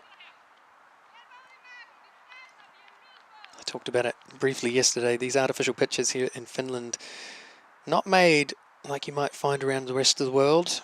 Most artificial pitches are on a concrete block covered in AstroTurf. You can't do that here in Finland. That's very full and helped over the offside. Ball running away down there. The outfield is still heavy. She didn't get all of it, so it will be reeled in. A relay throw, so they will come back for a third. Yes, the reason they can't use a concrete slab as the base for an artificial turf here in Finland is because of the temperature that it gets to here in the wintertime, down to minus 40 degrees Celsius, which, fun fact, is actually minus 40 degrees Fahrenheit, the one time that those two temperatures match.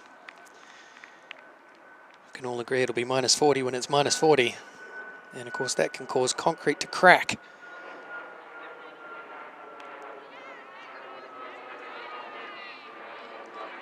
And well, Tony Gregg was always a fan of a crack in the pitch. It's not what you really want on an artificial surface, so the way they lay these is with various degrees of shale. Big rocks, medium-sized rocks, little rocks, sand. It's all built up in layers underneath the AstroTurf. Bottom edge, and that's going nowhere. Does mean that these AstroTurfs in Finland play a little differently to what you might find around the rest of the world. For one thing, it's a little bit more true to playing on a turf wicket. Little undulations. Each end may play slightly differently. Moisture getting in under the pitch will have an effect, all that sort of stuff. Perhaps the rest of the cricketing world could learn from Finland. Have a few more of these sorts of artificial wickets being built around the world.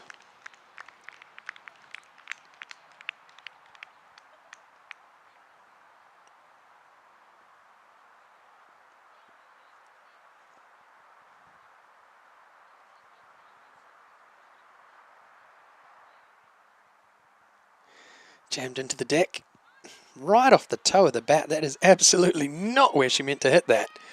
But she swung the bat so hard that it's almost carried out to the boundary. They'll come back for two. A little shy at the bowler's end. And that's the first time I think I've seen a real drop in the heads in the outfield from the Danes as the Swedes inch towards 50.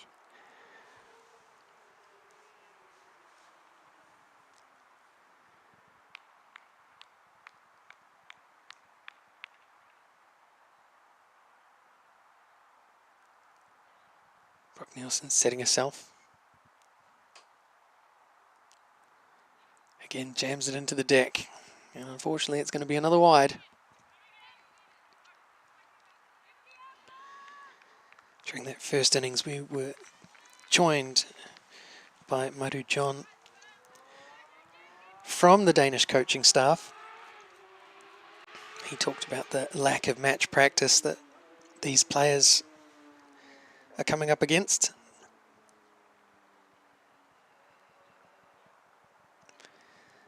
I think the most obvious time that that shows itself is with the wides. They don't matter so much when you bowl them in the nets. No one's there to remind you constantly that it was wide. In a match situation, of course, the umpire lets you know something that you're more likely to work out of your game when you're playing regularly out in the middle of the park. This one worked into the gap on the leg side, and it's Nielsen making just tremendous meters around from long on. So I know they said she was fit, but she really covered some meters to get around. She wasn't the one to field the ball in the end, because it was struck pretty much straight to the fielder out there at mid-wicket. But man, she covers some terrain.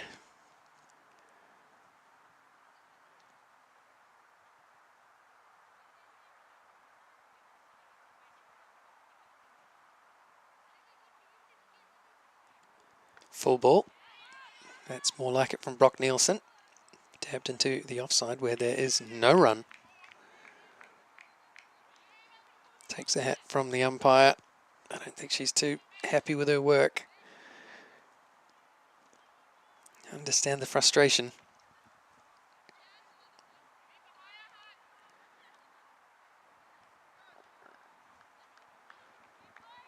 Sweden 53 for none after 7 overs.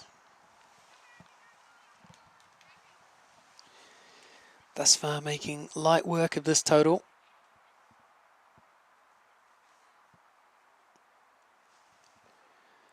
I can give you an update from the other game in Tikkurila. Estonia ended up on 86 all out, so their tail falling away. This one down the leg side and helped around the corner, where there's an attempt to parry the ball up, but Bronsgaard took a heavy tumble. Might be more pride than an injury. Frustration, especially after her first over. She wants to be out there contributing. But yes, Estonia's innings fell away, so they were bowled out for 86. Norway, well, after 3 overs, they're 19 for none, trying to chase down that total.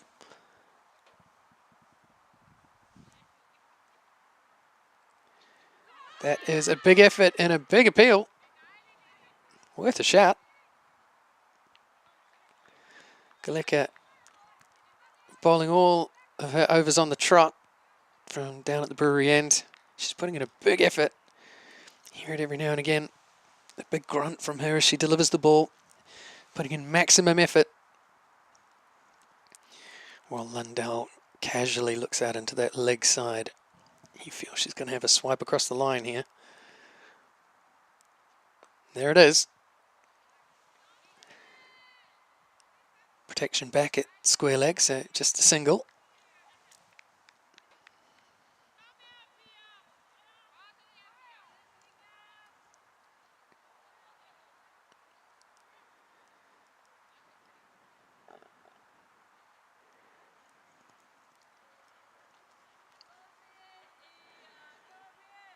Plenty of the Danish fielders getting their steps up with this left-right combination and constant field changes. Oh, a little bit of frustration there. I think the bowler suggesting to the umpire that something was said by the Swedish bench, and now she's having a word with the batter as well.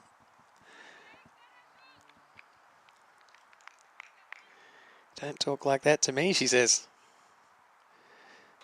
Well, big angry fast bowlers. And now, now she's gesticulating at the Swedish bench. Man, words. There's a little bit of tension out there, a little bit of fire.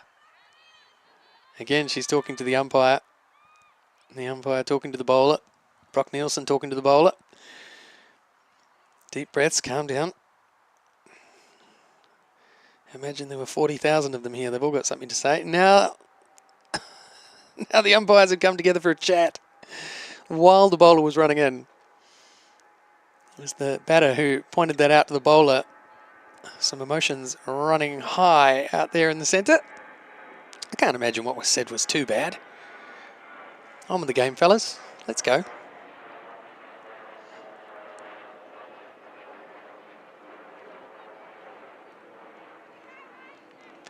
This tournament's been played in really good spirits, but I certainly don't mind seeing a little aggro. Shows that people are engaged. The batter walks past that wide one. Keeper has a shy at the stumps but misses. Galeka all fired up. Brock Nielsen throws at the ball. Gosh, you can only imagine how she might go up if she picks up a wicket here at the end of her spell. Fired in. Heaved up over the leg side. Running down the hill, but she didn't get all of that. So it should just be 2. Bit of a teapot from the bowler as well.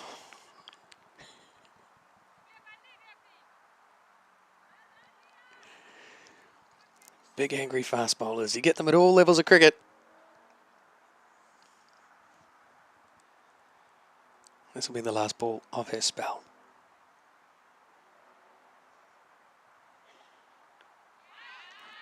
And defended into the offside. And that is the end of that spell from Galeka. 19 runs from her 4 overs. She bowled well today. More control than she bowled with yesterday. And a little bit of fire in the belly too. Nothing wrong with that.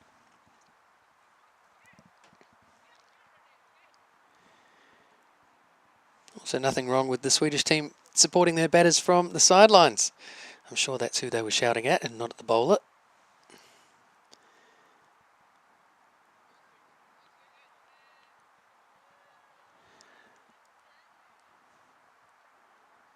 So a couple of changes in the field again. Square leg is back. So is long on. Brock Nielsen to continue. Jammed into the deck, helped around the corner, straight to square leg, and there will be no run.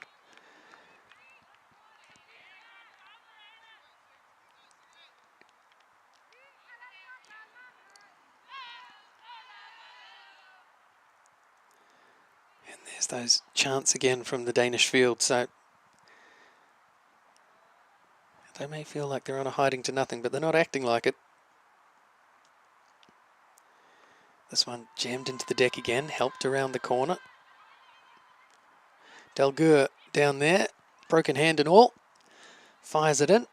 See, I have no idea if she's left or right-handed. She bats left-handed.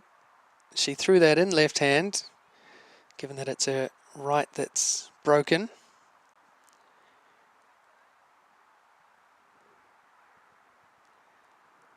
But who knows, maybe she normally throws with her right hand and she just can't at the moment.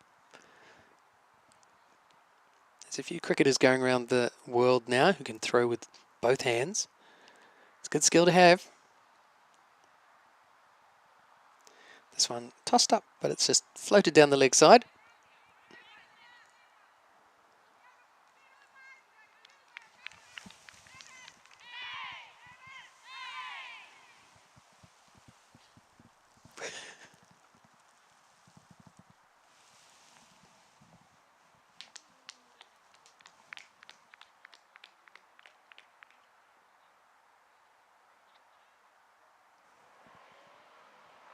Good length. And Lundell just taps it into the offside.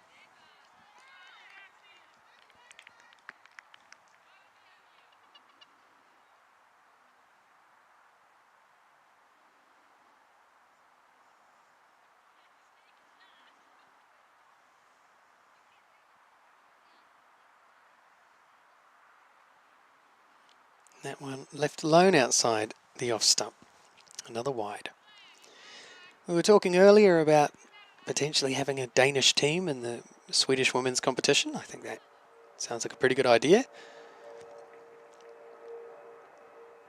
If it means more regular cricket for these players in a match situation. She got plenty on that one. Again, rolling down the hill. There's protection back, so it's going to be cut off. They will come back for a second, but they've had to hustle. And, oh my goodness, they're standing at the same end. Well, Sweden.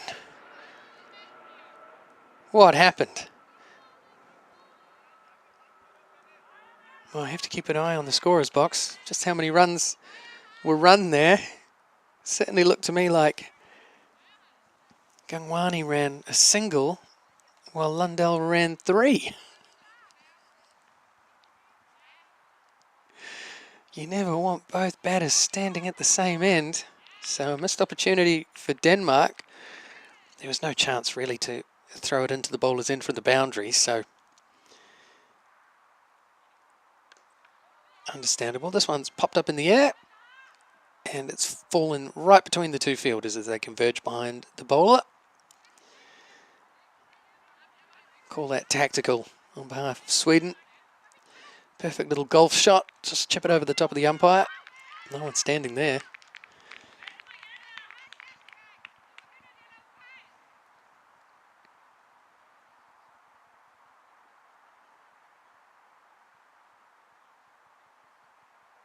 This one again floats down the leg side.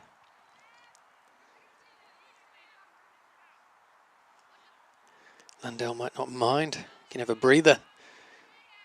She's a few more runs than her partner in this over. They might not have counted, but she did them. Down the leg side, a little tighter this time, but still going to be a wide.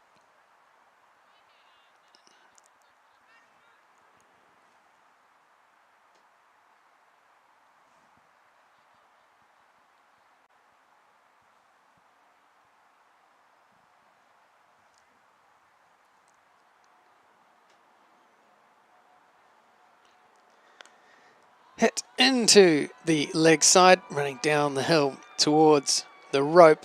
And once again, Nielsen has run all the way from long on, right around to mid-wicket. Quite remarkable. Again, not the one to field the ball, but what a piece of supportive cricket. You know, putting her body on the line for the team and putting in the big yards. Remarkable. She is so fast. Someone can run that quick. You want to see what they can do with ball in hand. Somebody teach her to bowl.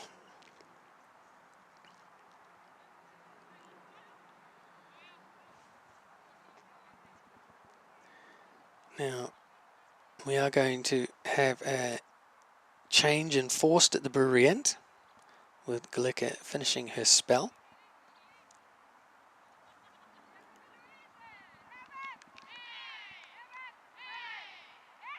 Looks like it's going to be the Danish vice captain.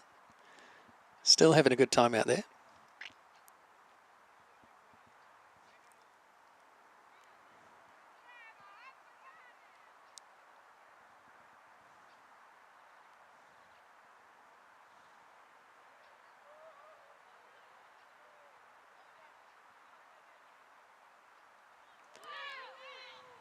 Strikes the batter on the pad.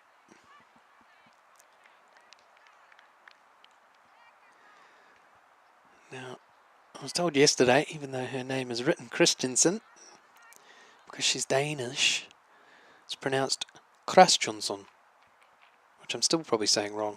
I really struggle with that vowel in the middle. Krastjonsson. Struck up and over the leg side, where again Nielsen makes plenty of ground to get around and get the ball in. She's got a good arm. Once again, someone teach her to bowl. Whoever's listening back in Denmark, get Nielsen in the nets. She's got that potential. I can see it already. Get her into that bowling crease. See if she can crank up a bit of pace.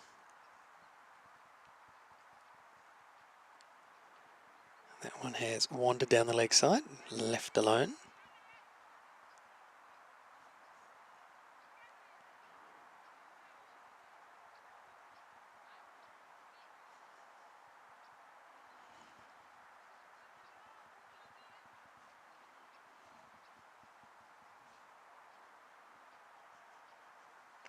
Again, left alone down the leg side. Too easy for Sweden. Just the 6 runs needed now. I don't imagine that we'll go to drinks. Imagine we'll skip it.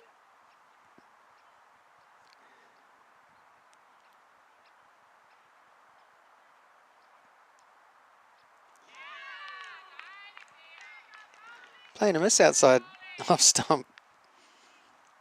Lundell throws her head back. Maybe lost a little focus there as they approach the target. Chance to talk to herself, tell herself to reset. This one struck firmly into the leg side. It did spin on the fielder.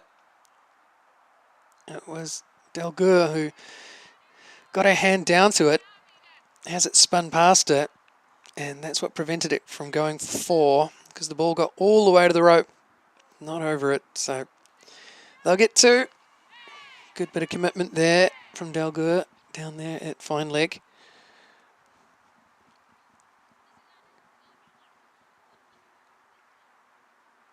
Tossed up and struck down the ground, down towards long off. Nielsen comes running around from long on, picks it up. It will just be the single. Gets it back into the bowler.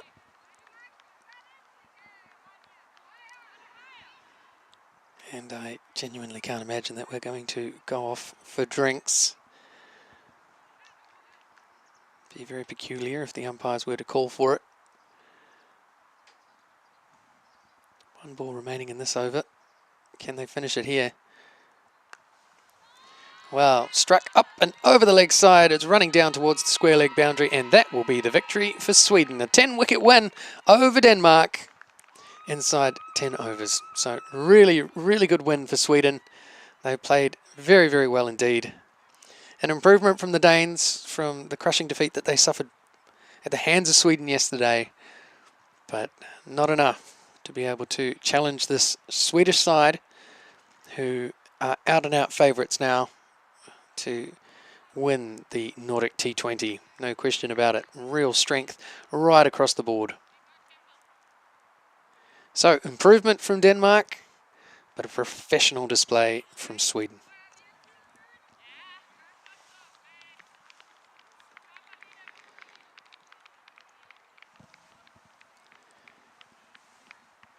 It was the openers who did all the work.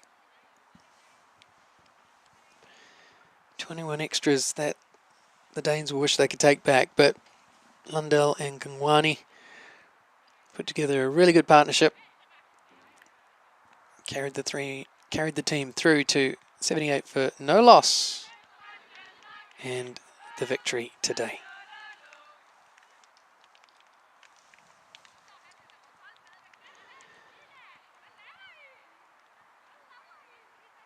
Can see Galika shaking hands with the Swedes over there, so no hard feelings, even a little hug. Chance to forget about the heat of the moment. But there's your summary of today's match. Nielsen and Brunsgaard, they put together a really good partnership out there in the middle of the Danish innings after they lost 3 quick wickets at the top to be 4 for 3. So a good little recovery, but I think they needed a lot more runs on the board to challenge the Swedes and to bowl considerably tighter. Leaking those 21 extras just doesn't help their cause. So Sweden get the job done against Denmark, and I can tell you Norway are well on their way to chasing down that total of 86 by Estonia. They're currently 39 for none.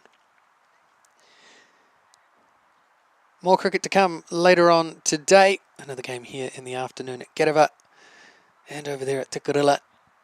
So if you're watching locally, feel free to come down. The skies are brightening all the time. Bring a drink. Bring a lunch. Find yourself a nice spot on the grass or in the stands and enjoy your afternoon.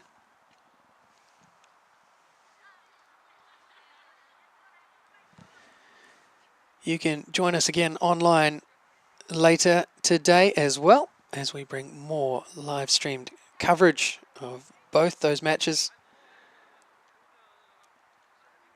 And if you want to get in touch with me in between the games, feel free on Twitter at Jez_Brown.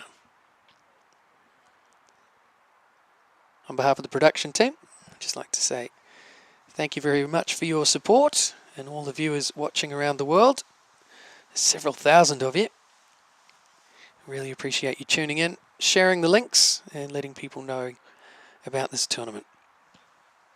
So we'll be back later on this afternoon with more from the Nordic T20. See you then.